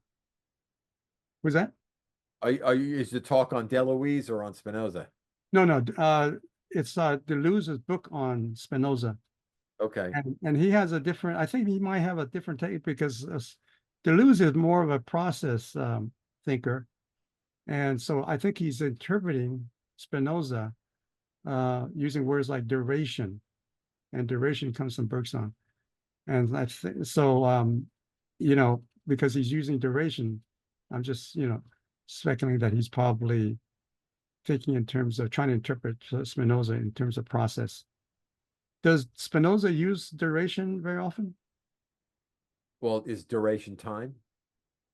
Duration is something like time. Yeah, it's a experience of time. It's subjective experience of time, as opposed to an objective one, which Yeah. is clock time. Yeah, I think you're basically talking about a process approach, Right. which is kind of interesting. I don't remember who I was talking to about it. I think it might have been Ella, but it's a theoretical thing because the truth is that you can't prove that anything exists. That we're actually having a conversation or that I have a body, or you can't really prove any of that, but you can prove beyond a doubt that I have thought because I'm thinking something, right?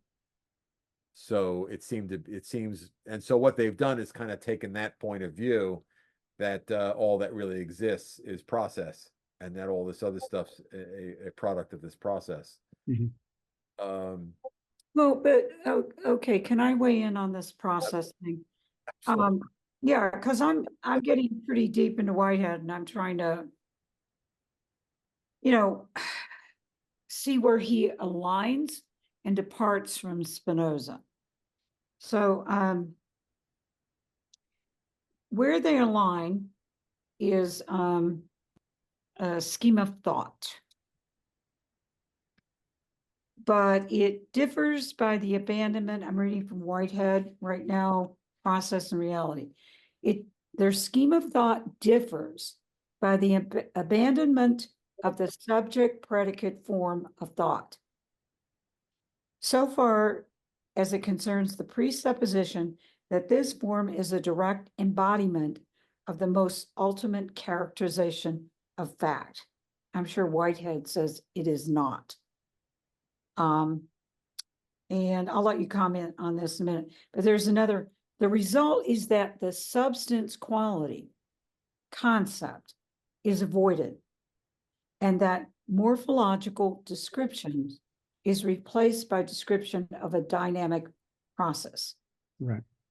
So he's not really explaining Spinoza, according to Whitehead, is not really explaining the morphological, how substance comes into different forms. But let me follow up with this. I'm almost done. Also, Spinoza's modes, this is important, now become the sheer actualities. Like, how do you go from substance to an apple tree? Okay. So now his modes become sheer actualities so that though analysis of them increases our understanding, of course, it does not lead us to the discovery of any higher grade of reality. The coherence, so you're still back at substance one, that amorphous blob, let's call it, that's not differentiated into particular things. The coherence, which the system seeks to preserve, is the discovery that the process or the concrescence coming into being of any one actual entity, that's human, dog, cat, tree, involves the other actual entities among its components. So everything is interrelated. And so when something comes into being from substance, let's say, it involves other entities. And he doesn't feel that Spinoza accounts for that because everything is related to everything else. Goes back to Jenny's point about the bacteria in our bodies, right? So in this way, but it's also every particle in the universe is interrelated. In this way, the obvious solidarity of the world, the solidarity of the world receives its explanation. I'll leave it there. But what do you think about what he says about how Spinoza doesn't really make that challenge of going from undifferentiated substance to a particular event, Whitehead would call it, or particular, you could call it, a tree, a dog, a cat. How does it go from there? Because the modes, he doesn't seem to think the modes are a real thing, that you can't do that. You can't just arbitrarily say, oh, well, this one has a mode and the tree has a mode and the dog has a mode. Yeah. Okay. I'll leave it there. Thank you. Right. First of all, he definitely says there's only one substance. So he's not trying to, Spinoza is not saying. I said that. He's not disagreeing with that. Right. Now, when you said undifferentiated substance or undifferentiated modes, they're not undifferentiated. They're differentiated by motion and rest, right? No, I know, but he is questioning that leap from this think of a blob of substance that is undifferentiated. It's just a blob.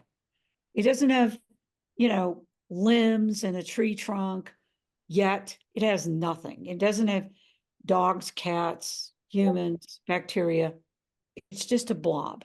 Can you give So- me one example of that in reality? No, because I'm not there yet. Because that's the point I'm making. How do you get from the blob, the substance? For Spinoza, my understanding is to get from that substance to an apple tree or a dog or a cat, you have to go via mode, right? Is that right? Those are modes. They don't Those come. are modes. Okay. And Whitehead is saying, well, he's contending with that because he's saying that the modes, first of all, are interrelated. Let's say the human mode is interrelated to the bacteria mode. The tree is interrelated in terms of dropping acorns and other plants on the forest floor, right? They interrelate in some sense. Some Yeah. take up more water from others. There's a system which is highly interrelated. Right.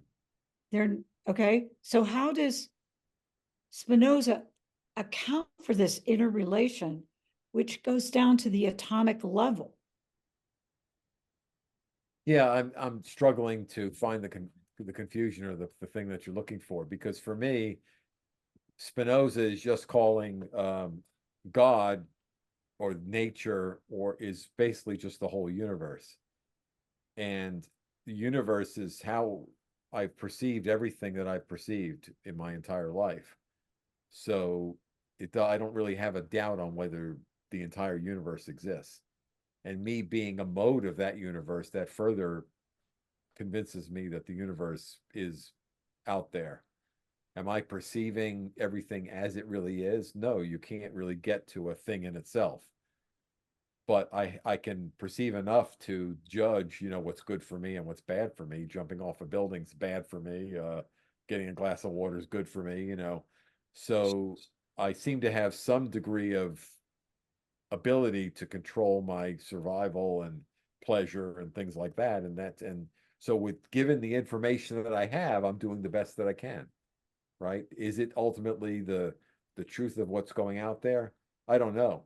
It's kind of like, imagine 1,000 years ago and electricity, or radio waves. They didn't know anything about that. It didn't exist for them, right? So as we discover more, we are able to use it to our benefit. And when we discovered radio waves, we're able to make radios and TVs and whatnot. So I guess we just don't know, and we'll never know every possibility that there is out there and what the real truth of anything is. But we have a limited amount of information, our sight, hearing, smell, whatever. And with that, the information we have, we do the best we can to enhance our survival. Does that make sense? Yeah. Well, I'm not sure it's dealing with the topic, but yeah, I clearly we want to survive as species and individual. What I'm getting at, and this actually probably goes towards Wittgenstein. I question whether the question you're asking is just a word game or whether it's something we can put our hands on. Because I think that I can give concrete examples for anything that's in Spinoza. But can you give me a concrete example for this, for any of the things you're talking about with Whitehead? Well, you're breathing air right now, and so am I. I can't see it. I can't sense it. But it's real. It's real. Try not getting oxygen for 5 minutes. I mean, it's too literal. It's black and white thinking, and to a certain extent, to just, to go down that road of argumentation. it has to be a little bit more detailed, more, I don't know. And look, I don't hold him accountable for being anything beyond where he was in his time. I think I really give him a lot of credit. Yeah. And so did Einstein. So, And Einstein's much more contemporary. yes, agreed. But that said, Whitehead rewrote part of Einstein's theory. He is a global mathematician, and a philosopher, He and spelled and let me finish, and a physicist. So I think he's more contemporary by a few hundred years. So, I mean, to just sit back and say, well, prove it, it's not really, legitimate Einstein, philosophical argument. yeah, Einstein invented some tremendous things back in, I don't know, 1919 or something like that, and wrote those 3 or 4 or 5 papers, whatever it was, that were earth-shattering papers. And he was largely laughed at. Um, the physicists at the time didn't think it made any sense. It was just gobbledygook. But what happened is eventually we did tests and more tests, and we were curious about things that didn't make any sense, like the speed of light, things like that. And we did experiments, and we would see Einstein's paper, and he predicted what you would get. So we're saying, wow, there's more to this. So in other words, it isn't just a theory that's, out in outer space. It's actually something you can touch and feel and do things with. And although I may not be able to personally perceive radio waves, I can build a device that it'll convert those radio waves into something I can perceive with my ears or my eyes or something. You see, so I guess ultimately it has to be able to affect our senses some way. Otherwise, it's a little bit like a unicorn. Could it exist? I guess, but without any kind of real evidence, any kind of real proof, I'm going to treat it as if it's not true. And then if a question comes up that can't be answered by the sense that I have, the knowledge that I have, then I may look for, oh, well, this theory of unicorns explains it. So maybe there is more to that. You see what I'm saying? Well, That, yeah, I do. And I would counter with, Whitehead calls this type of thinking. He says, be aware. Yes, you have to be reasonable and rational, but be aware of logical fallacies. And that is, well, what I can sense with my 5 senses. That's the way the world is. But then you gave yourself, you just gave an example. We can't see radio waves. Somebody happened to, I don't know the story behind it, happened to figure out that you can use them, and harness them and use them. So so the point is, there are many things, an incredible amount of complexity in the universe. We know that now. So why would you want to trap yourself in a logical fallacy, which is saying, well, I can only know what I know. well, I'll tell you the answer. There's various religions in the world, right? Mhm. Buddhism, Judaism, Christianity, Islam, all these religions, and they have different competing kind of ideas about what's true, right? Yeah. And certainly if you're brought up in a culture, if you're brought up in a religious culture of one sort or another, then it's to your advantage to join the culture and religion and get along, and it's to your advantage to go along. But if you're looking for the real truth, you need some kind of evidence. How do I differentiate one religion from another, or one idea from another? By facts, by something observable, something concrete, right? And it doesn't have to be something that I can see directly, but it has to be something I can be made to be seen, like radio waves. So I can't see radio waves exactly, but I can make it in some way that makes it so I can hear it and I can see that it works. If I can't But make it wait, affect senses, it essentially doesn't exist.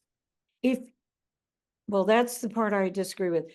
Because if you don't open your mind to speculate a little, have that opening, don't be so, closed about it.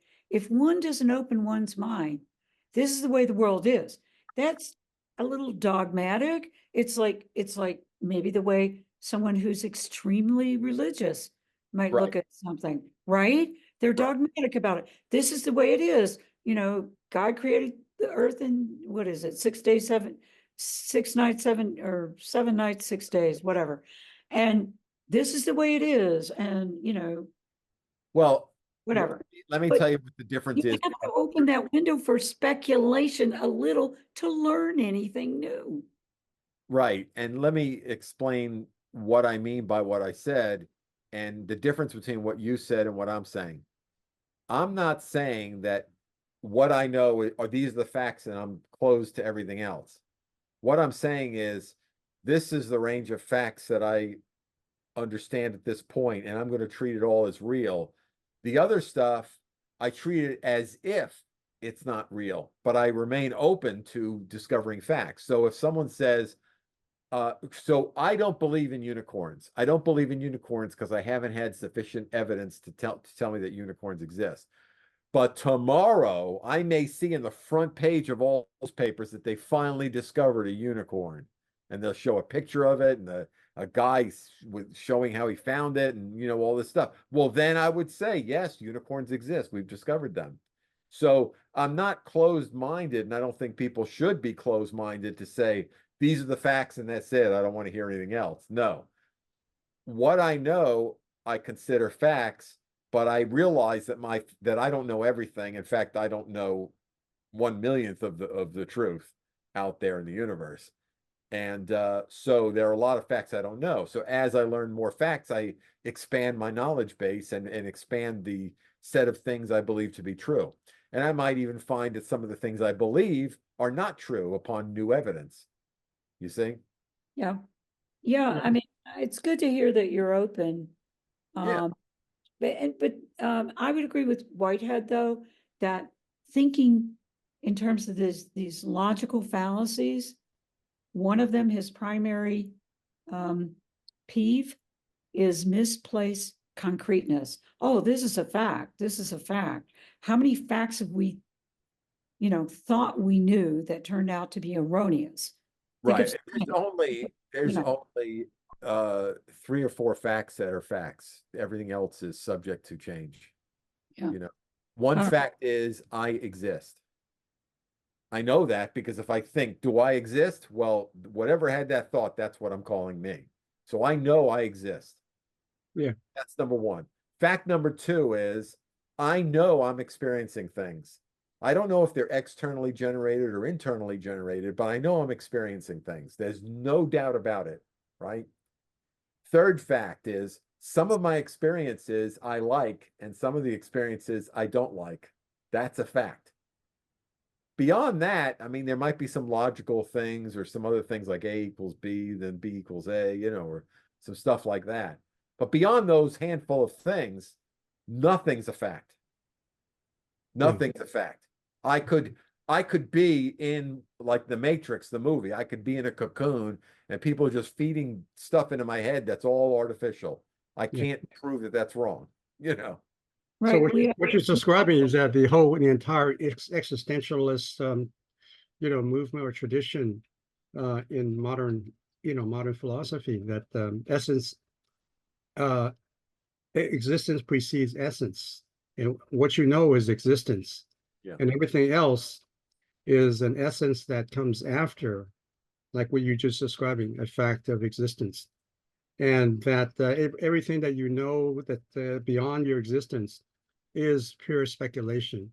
Yeah. So when you're saying that God is eminent, that it's the universe is infinite, those are essences that Spinoza is speculating about beyond his knowledge of existence. Well, we actually know from astronomy that it's not true.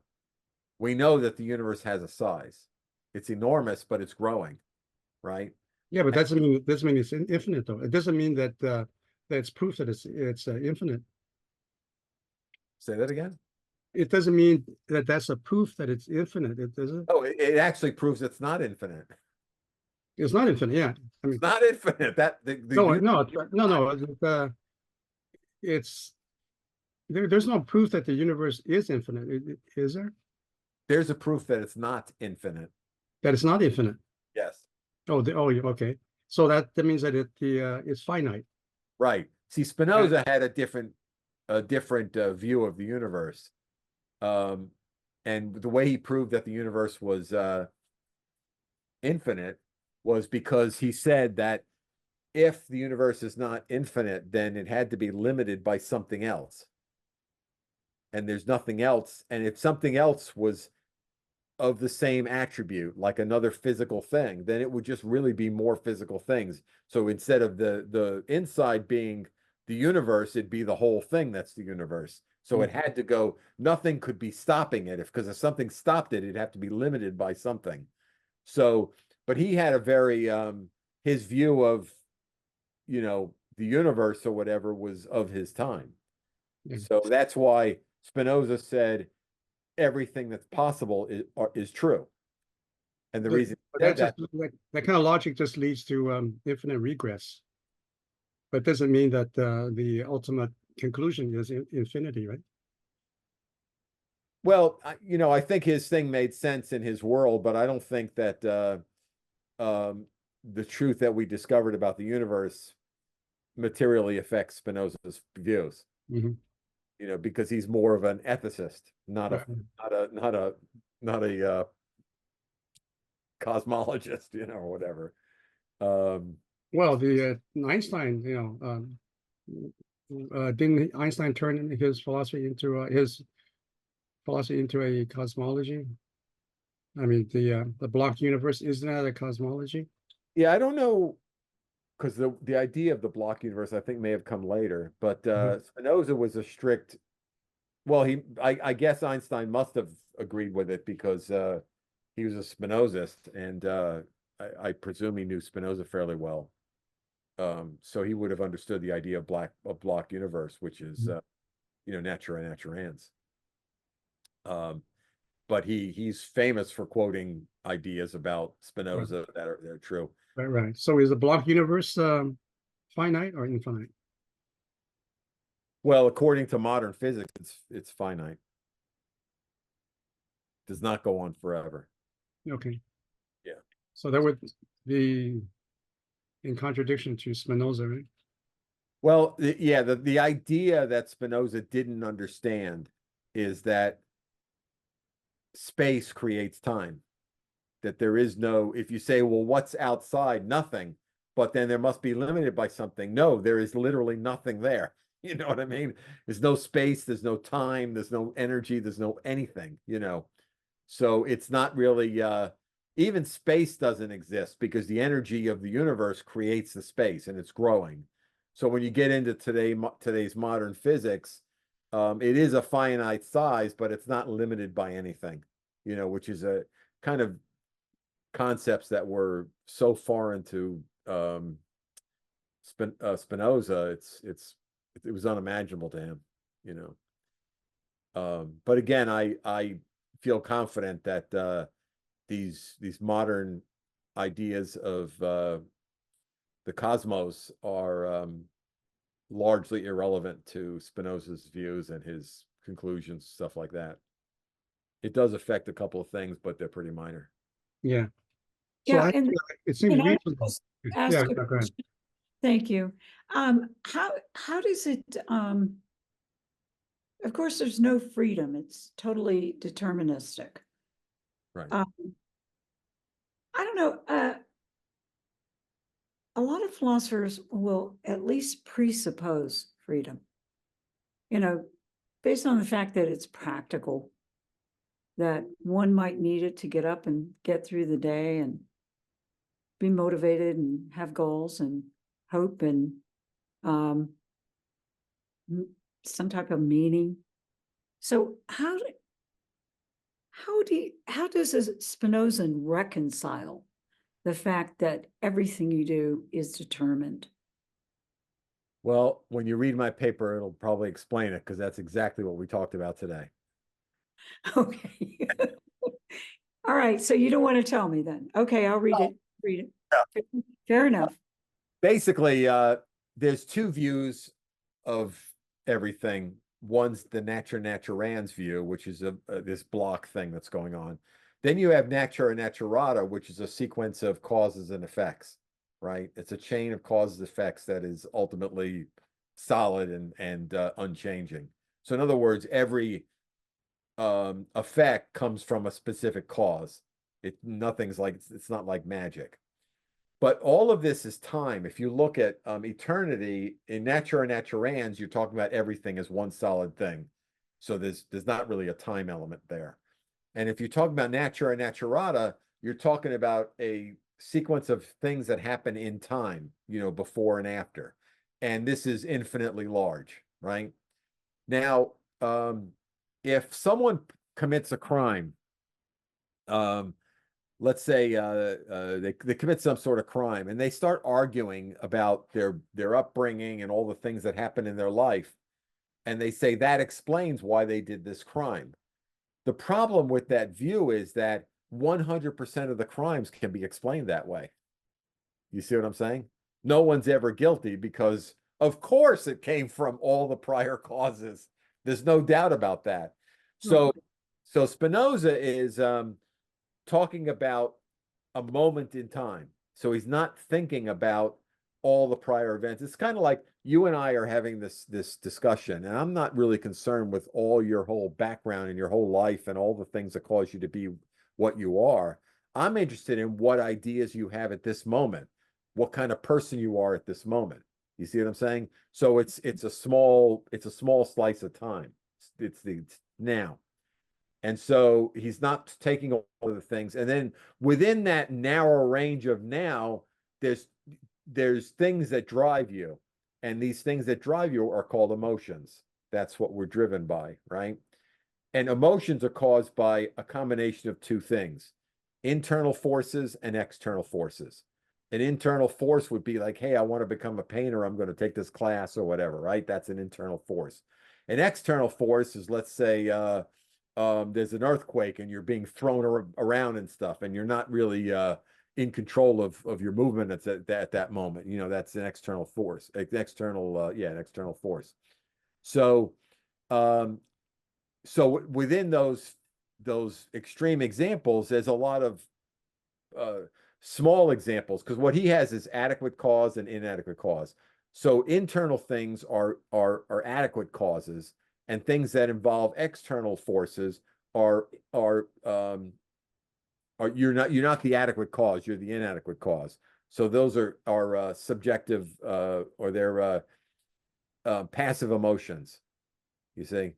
So Yep. someone causing you, like if someone says boo to you and scares you, that's an external thing that's causing that emotion in you. I got it. Yeah. Go ahead. That's all. So Spinoza says that a bondage is when you know something that's better for you, but you still do something that's bad for you. You're in bondage to your emotions, right? And these destructive emotions are always caused by external forces of one source or another, not from internal. Internally, you always want to do what's best for you. You always want to live, these kind of things, unless the external forces are too great. So what he's saying is that you want to promote the active emotions and diminish the passive emotions. So you want to generate the things that you want to do. It's kind of like, imagine someone who's everyone around them is doing bad stuff. So there's a lot of influence to make them do this bad thing. Let's say smoke cigarettes or something.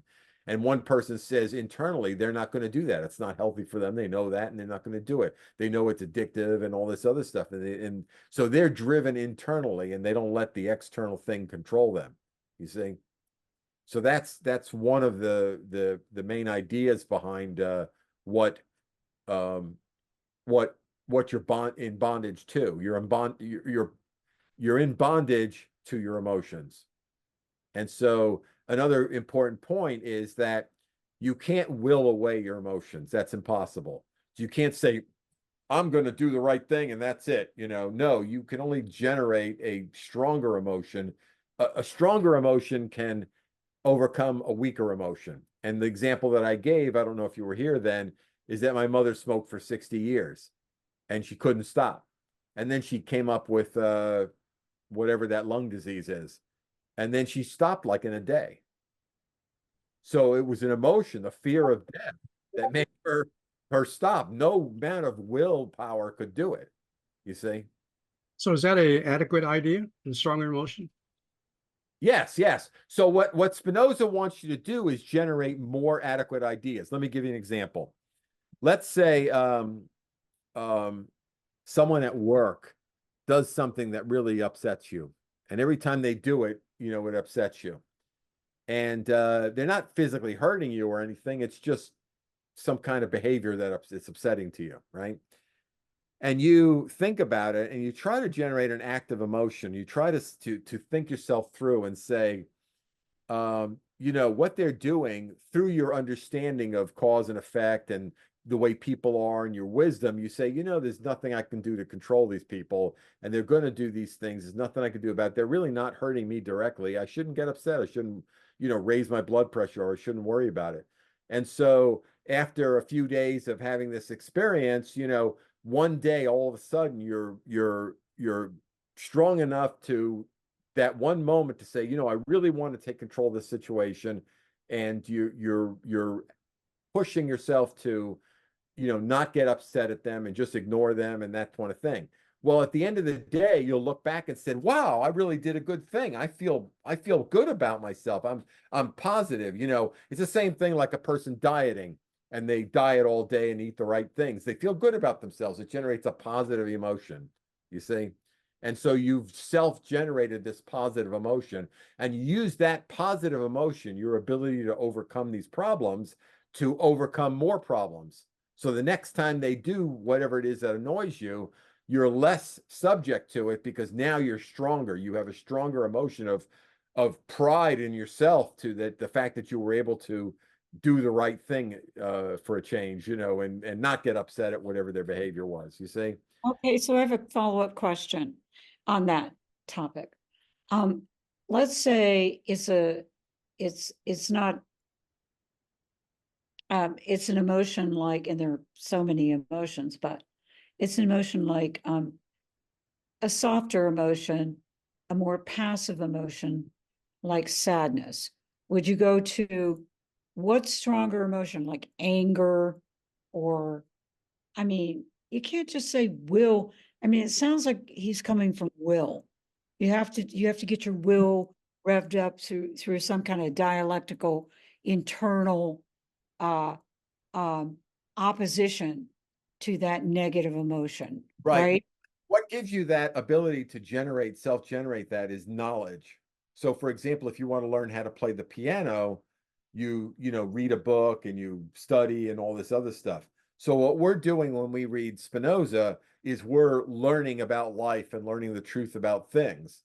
And so that gives you the energy and the understanding. So I can say to myself, if someone slaps me in the face, I can say to myself, as much as I didn't like that slap, and as much as my initial reaction might be to yell at the guy or whatever, the truth is it was unavoidable.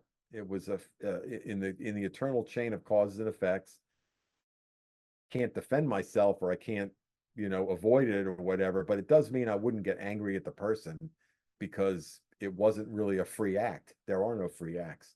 So as you understand, and this is something that he covers in part 5, as you understand, that's one of the key points in Spinoza, is that as you understand that things are deterministic, then you become more and more accepting of them, more stoic, if you will. You just become to say, there's nothing I can do about it. And Stoicism, there's a lot of connection in Stoicism and Spinoza, because Spinoza kind of has the background for a lot of Stoic views, in my opinion. So the problem, I mean, but it also, okay, okay, I get it. I get the fact that he's using rationality and reason to get out of this particular example, the particular example.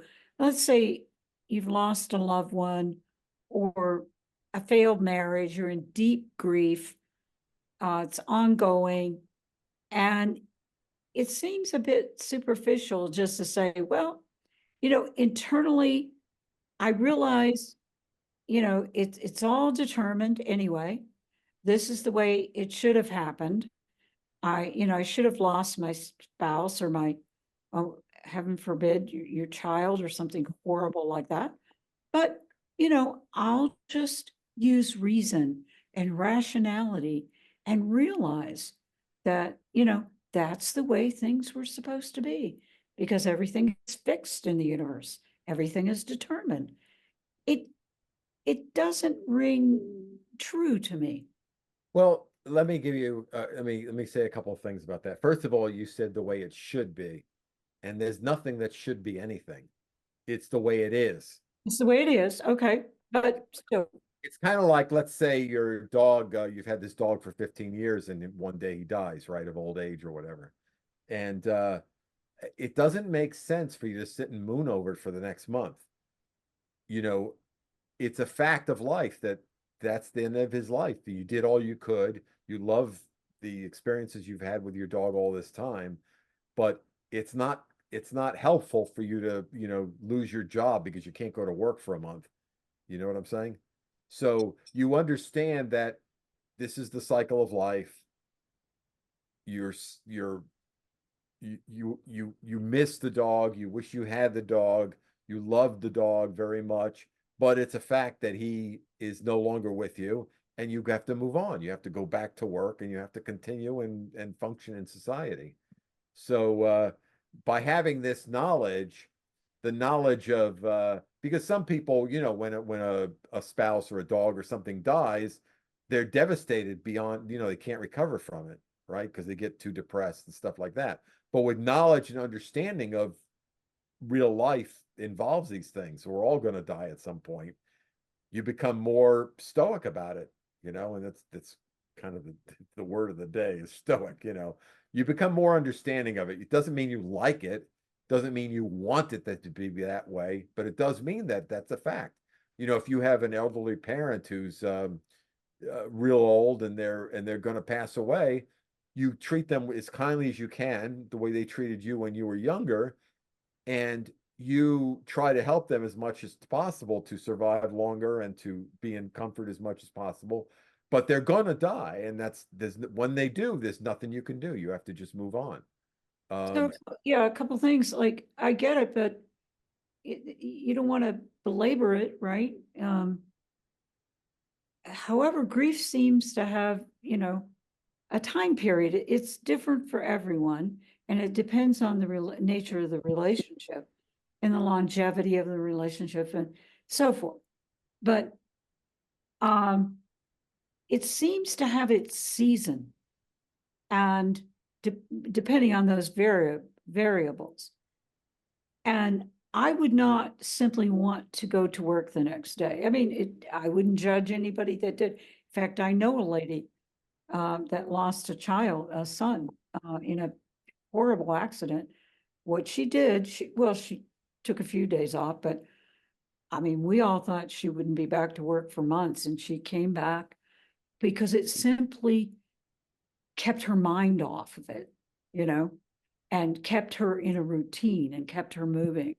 And we all understood that was her way of dealing with just a horrific situation. So I get it, but I think everybody grieves in a different manner. Yeah, well, the death of a loved one is an external event, right? And those cause passive emotions, which you can't really control. And it causes things like grief and all the things that you're saying. So it's not inconsistent with what Spinoza is talking about. Likewise, Spinoza says clearly that external events are always stronger than us. Mhm. So So the fact that I can live is just because society has made life easy enough for me that I can actually do things. You know, if I was living in a jungle, we wouldn't be having this conversation, you know. So the fact that loved ones die is a fact, and it causes passive emotions, which can affect people to varying degrees, depending on a lot of conditions, a lot of situations. Well, how would you differentiate this? I mean, you've sort of in certain ways compared it to Stoicism, but how would you differentiate this from just plain fatalism? It is what it is. Everything, you know, Well, fate let me, let, happen, it's gonna happen. right, yeah, which, you know, is a bit stoic. What I've found in my own studies on Stoicism is that there's a lot of ideas that are, in fact, I can hardly think of any ideas that differentiate Spinoza from Stoicism, because their conclusions are nearly the same. The difference is that I've found is that Stoicism seems to be like mostly a bunch of aphorisms with nothing holding it up. It's just, you know, these attitudes are the ones that are successful in life. And that's true. And so we're going to stick with them.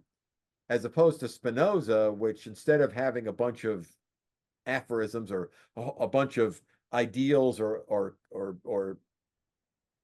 you know, goals or whatever, Spinoza has a whole bottom end who builds it up based on logic and reason to get to that place. I don't disagree with that. Spinoza has a system, man.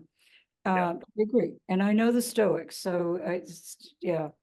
But what I'm asking is, there's a difference in Stoicism and fatalism. I mean, that's Oh, I think I know the answer to the question. yeah.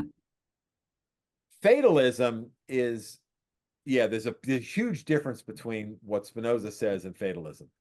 Fatalism says that it doesn't matter what I do, I'm going to end up here, right? I'm Right. destined to end up at that location. I happen anyway, so So what that means is that I can take any path I want and it will end up at this place. That's fatalism.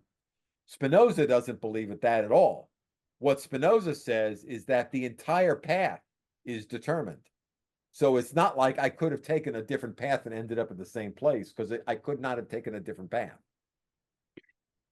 So that's the difference between fatalism and what Spinoza talks about. but you could argue that fatalism, look, you know, let's say the person says, I haven't had really good experiences in my life. I've made mistakes. That's the way it is. That's the way it's going to be. And there's no other path. There's no this path A, B, and C. This is the way, the trajectory. This is how it's going. It's a fatalistic view. Nothing will ever improve. And because everything is determined. You know, look at my life henceforth. It hasn't been really great. What does my future hold? More of the same, fatalistic. Well, here's the difference in what you're talking about and what I think Spinoza's talking about, is that yes, there's a chain of causes and effects, but I'm not a victim of all those causes and effects. I am actually one of the active elements in that from the perspective of a moment. So right now, my choice of what to say is not dictated by external forces. It's internal forces that are telling me what to say here, you see?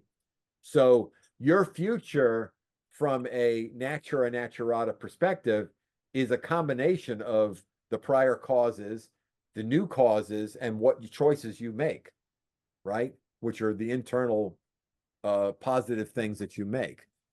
And so the only thing you can really affect are the choices that you make, right? Your Yes, choices are free in the moment. Is that correct? they're not free. What the difference is that, as I said earlier, a criminal that you're putting him up for case, is he guilty or not? And he starts using the prior causes, because Yeah. if you do a crime and someone holds a gun to your head and you do a crime, well, you're not guilty because the external force forced you to do it at that moment, right? Mhm.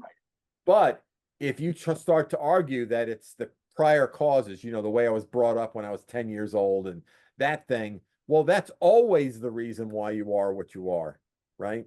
So we're not going to think about all of those prior causes. We're just going to consider you as an independent element at this moment.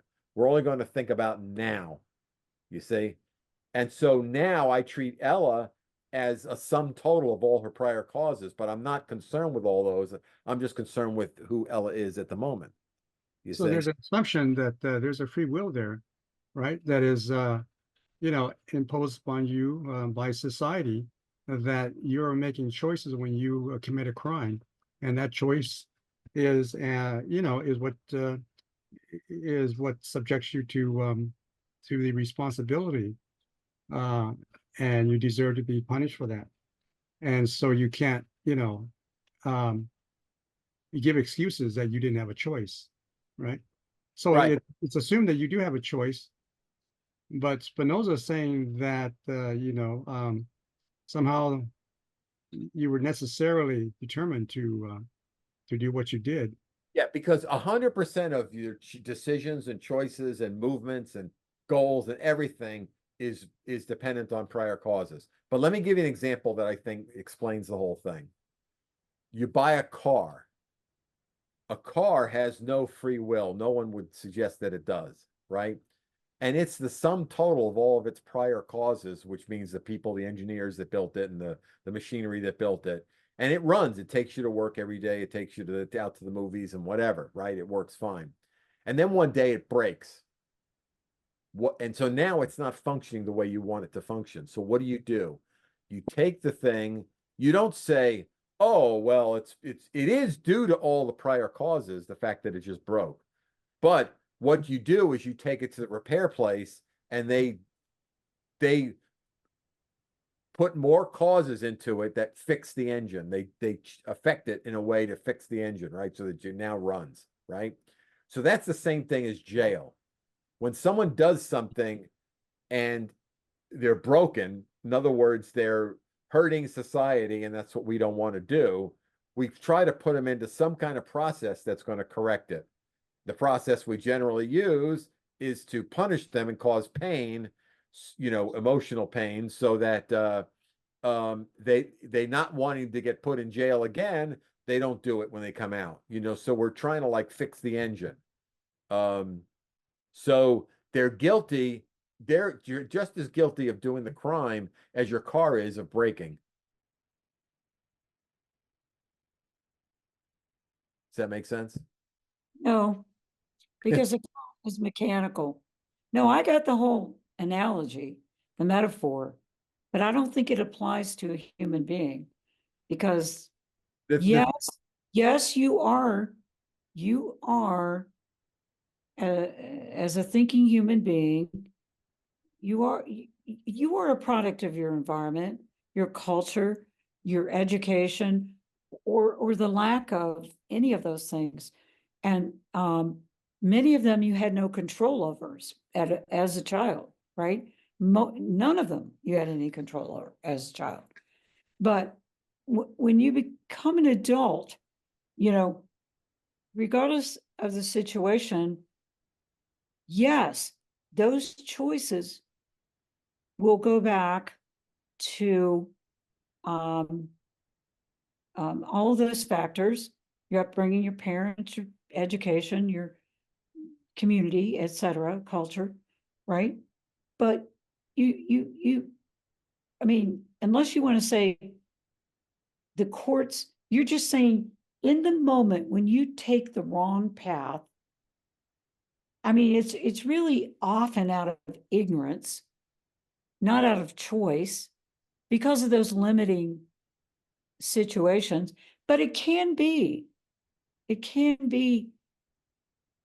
that, I mean, what if someone is brought up, in a situation where it's an angry environment, a hostile environment. That's all they're going to know, really. Do they have no choice but to face life in the same way? Or do you would one expect them in the moment to make the right decision with no proper prior modeling or support to be the type of person that is going to make that decision in the moment? Right. Well, first, there's a lot of answers. First of all, there's a legal concept. I'm not a lawyer or anything, but it's just something I'm aware of. That ignorance of the law is no excuse. So, so not knowing it is not, it's kind of like your responsibility to know it, you know. So that's number one. But the other thing is that in part three, the very beginning, where the introduction to part three, Spinoza says something that I don't think is fully understood here. Man, you, me, all of us people, think of ourselves as a nature inside of a nature. In other words, we think there's nature with the trees and the rocks and the frogs and the tigers and all these things, and then there's mankind, that we're somehow living in nature. But that's not true. We're just another part of it. We're completely no different. Just like if you look at a small, simple creature, I don't know, a slug or something, and then you look at a cat, the only difference between them is one is more complex than the other. And if you look at the slug and you look at the rock, the only difference is the complexity of them. So all you have is nature. And so when you look at a person, you're just looking at the most complicated thing we have on the earth, on the planet Earth, that we're the most advanced thing. But we're still part of nature.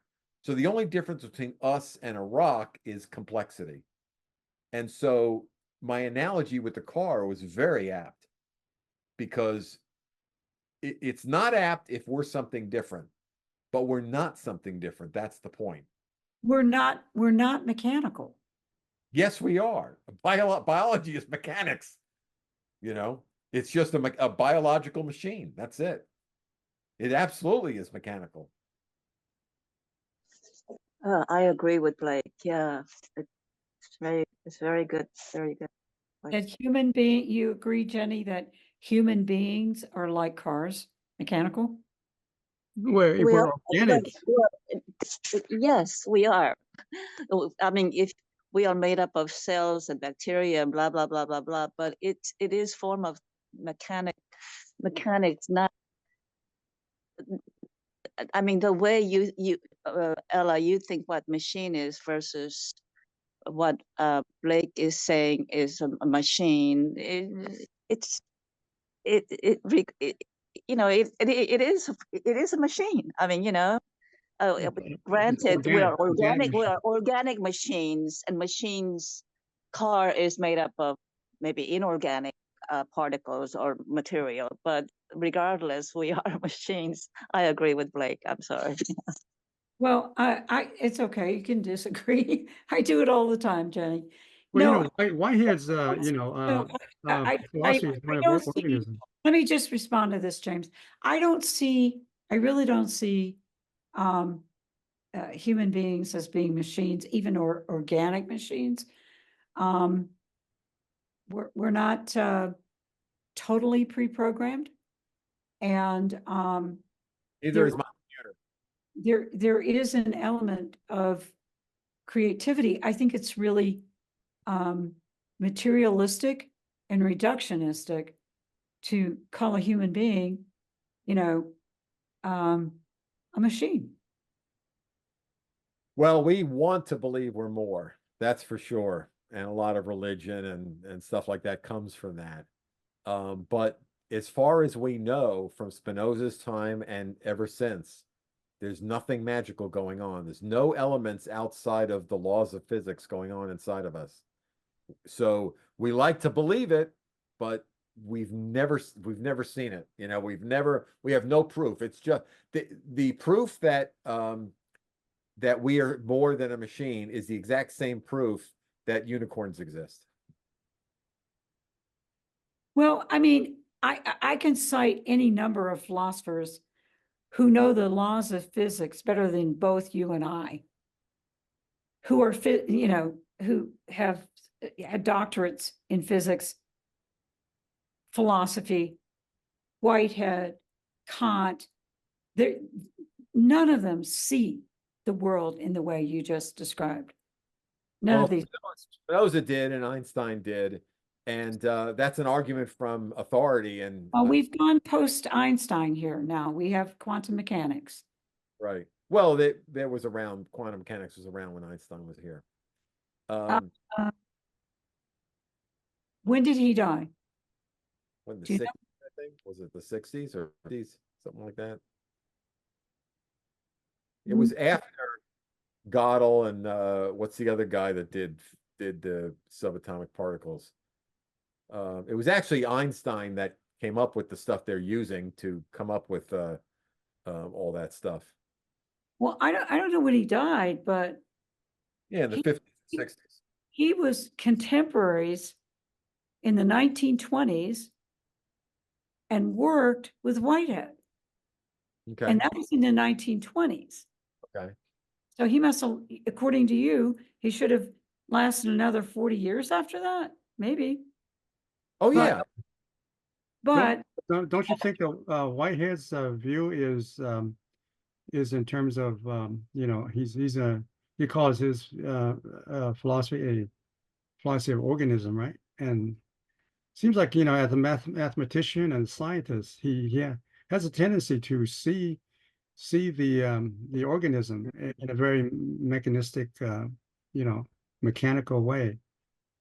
But you know, he's very concrete and he's very, you know, humanistic oriented. But but it's, James, yeah. he has freedom. He has freedom. Oh yeah, Everything- yeah. Well, Well, yeah. So in other words, there's a more complicated. Yeah, it's we're much more Way complex. more complicated. But Yes. if, you know, if we're making computers that are ultimately going to be making decisions, right, making choices, then that just means that you know, robots are going to be a manifestation of our own you know, thinking processes, and the robots are going to be, you know, making decisions, and they also would have a kind of freedom. Well, That's the fear, you know, in they some. still have to be programmed at some level. I Yeah, mean, they're programmed with a certain human. algorithms. They're making algorithms that we don't even understand, that people who make them don't even understand how it works. Right. Well, But they learn like people. You're giving them examples. You're not writing logic and stuff. a lot of evidence is that they don't learn like people at all. Mhm. And that yes, they can store vast amounts of information and sort of synthesize it to a certain extent, depending on the computer, and synthesize it, but they come up with wrong answers. Have you ever used Chat GPT? You And know, a minute ago, and it said that Albert Einstein died on April 18th, 1955. okay, all right, he's got good genes. He's a good machine. I don't think so. Are you familiar, Ella, are you familiar with Deleuze and Guattari? Deleuze a little bit, Guattari, no. Yeah, they wrote a book on called Anti-Oedipus, and throughout that book, he describes that the human being is a machine, it's mechanical, and I don't know if he's being reductionist in that sense, because he's saying we're not just machines, but we are, you know, like machines, and we have this kind of vitalism, and he calls it desire and production. But yeah, it's a very deterministic and very mechanical, and he's also been compared to Whitehead. If you read this essay by Stephen Shapiro, he's comparing Whitehead with Deleuze, and James, but as you know, Whitehead has an enormous complex system. Yeah. He's a physicist. Deleuze is a philosopher, and he has a smaller system, and you're comparing apples and oranges. But that said, you just said he talks about vitalism. That is something that comes with living things. To be vital is to be alive. Oh, sure. Yeah. It's not a machine analogy. Well, It's a human organism, which is what Whitehead says. The whole world, the universe right. is an organism. Organisms are alive, they're not machines. Sure. I know they're not machines like programming, or I don't know. But what are the scientists doing when they're trying to understand the structures of natural organisms and the structures of the various structures in the world, physical, psychological, and so forth. They're part of a system, right? There's a system there that's operating that based on regularity and difference and so forth. So it is, you could, how else would you think of it? If you want to understand how something works, you're thinking it in terms of like a machine, and you could think of it in terms of they have desires, they have motivations and so forth. Yeah, very much more complicated, and maybe a free choice and so forth is part of that. But yeah, I really don't see even a really complex computer being able to have free choice mhm. ever. No, I don't think they have free choice, but No, they can't have free choice, but they can certainly be programmed with a lot of intricate information and synthesize it. But free choice, that's a whole different matter. And that's what my problem is with this determinism. right. Then you have to go into what explaining consciousness You is. are like a car in this system. Yeah, You're yeah. like a car. Right. So then you have to go into, trying to understand what consciousness is. And if we're making computers that are, by examples, by modeling, human beings as a consciousness, they're questioning whether we can make computers that have a kind of consciousness, because they're able to play chess and play Go and do all the things, play all the games that we human beings can do even better than us. Then Yeah, is yeah, that a form of consciousness, or is that, I mean, it's just this not pre-programming? consciousness, James. It's Yeah. not. No, but I mean, if a computer can, can I mean, beat us it's in chess and pre-programmed. in all these games, If then all numerically, all the chess moves can be pre-programmed in, all the possibilities, all you have to do is make a move, and this computer can say, if he's got a knight here and a queen here, I can't move a pawn there. It's just, binary. It's math. It's not really reasoning. It's not feeling. It's nothing that humans do. I mean, we do that, but we do a lot more. Can I add something real quick? Yeah. I have let me share my screen here, and I think this, because this goes to exactly your point. Let me see if I can share this. Here it is. So do you see that? So it says this is Spinoza, the beginning of part 3 in Spinoza's Ethics. And let me read this and keep in mind what you were asking. Most of those who have written about the emotions and human conduct seem to be dealing with the natural phenomena that follow the common laws of nature, but the phenomena outside nature. They appear to go so far as to conceive man as nature as a kingdom within a kingdom. They believe that he disturbs rather than follows the natural order, and that has absolute power over his actions and is determined by no other source than himself.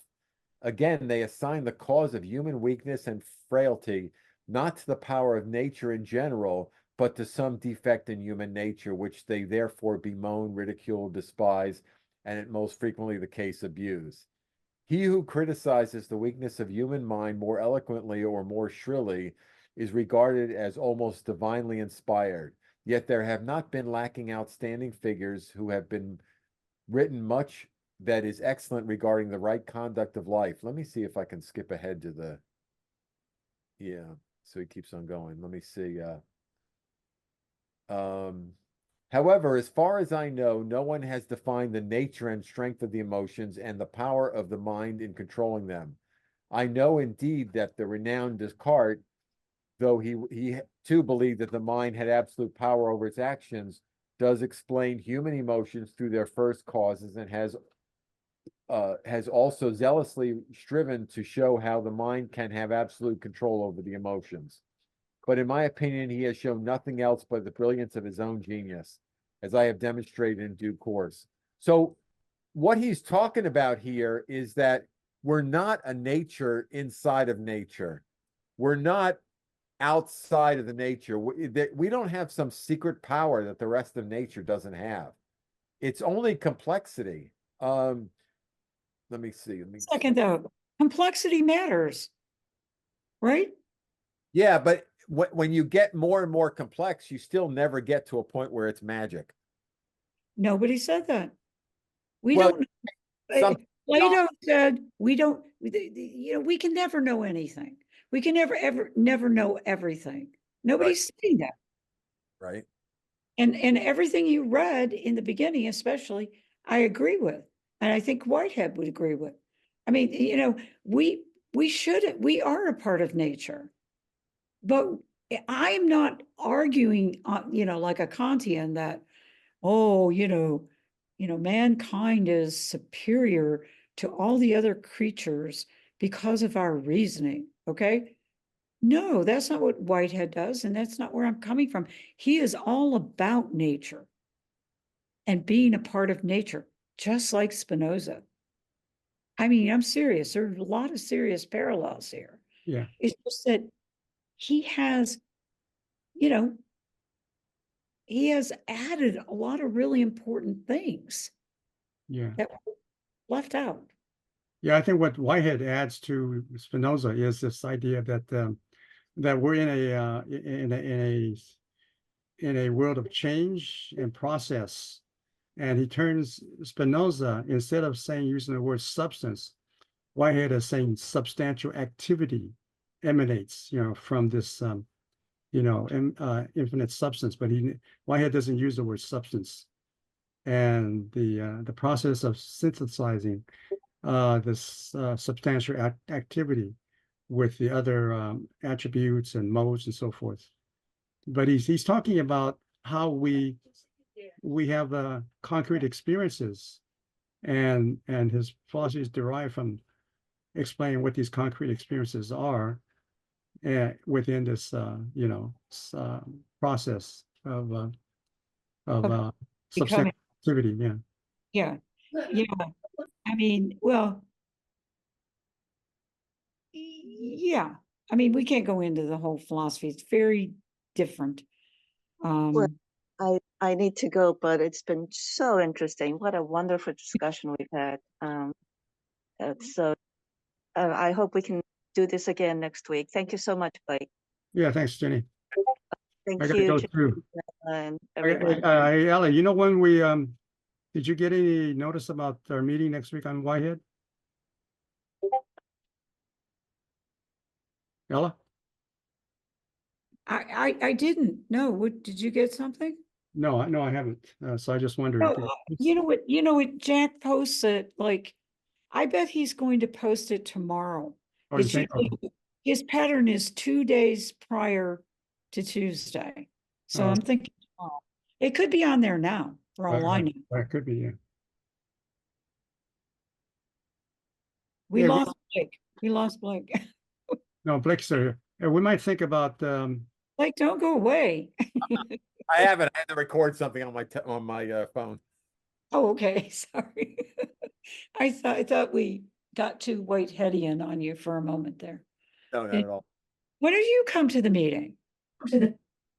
For just for the fun of it? Yeah, I'm beyond ignorant. when it comes to Whitehead #1 and #2. I'm just so darn busy. So it's Yeah, yeah. But you look, the book we're in, if you are interested, it's Tuesday at 5. Well, are you Eastern? You're Eastern, right? Time? oh, I'm Central. Oh, Central. So that would be, Tuesday 4. yeah, Tuesday at 4.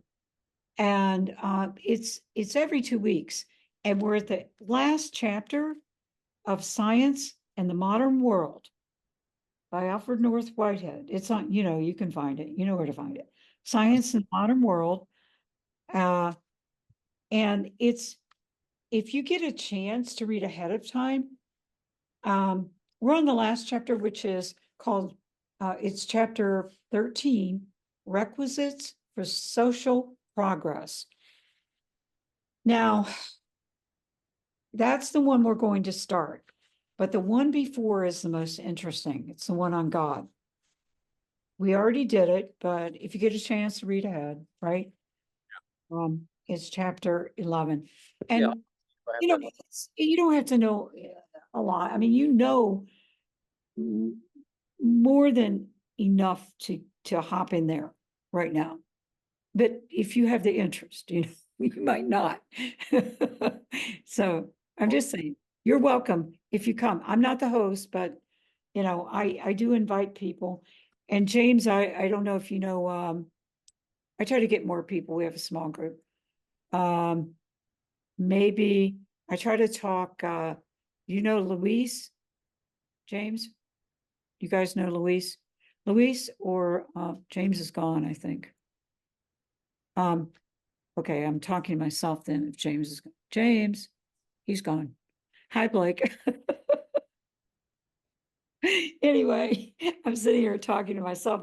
I thought James was on there. But yeah, I mean, I am looking for somebody to do process and reality, a group, because this is where his main work is. Process and reality. Definitely have that. Yeah. And do you have it? You said you do have it? I do have it. It's, the key to it is you just have to do a vocabulary list because he's got a whole new vocabulary. Right? Right? And once you learn the vocabulary, you can do it as you go. Or you could probably find one online. He has all these different terms. Then you'll understand where he's going with it because it's kind of related to Spinoza. But yeah. Yeah, maybe I'll take another look at it. Yeah. So I will read your chapter 2. I as well. I didn't, sorry about being late and not being here for your presentation. Oh, it's okay. I'm sorry. Guess we'll wrap it up. And Yeah. a lot of fun. Thanks for being here. Thank you, Blake, so much. Thank you. Bye. Thank Bye-bye. you, man. Thanks. Bye-bye. Thanks, James. Bye-bye. Bye, bye.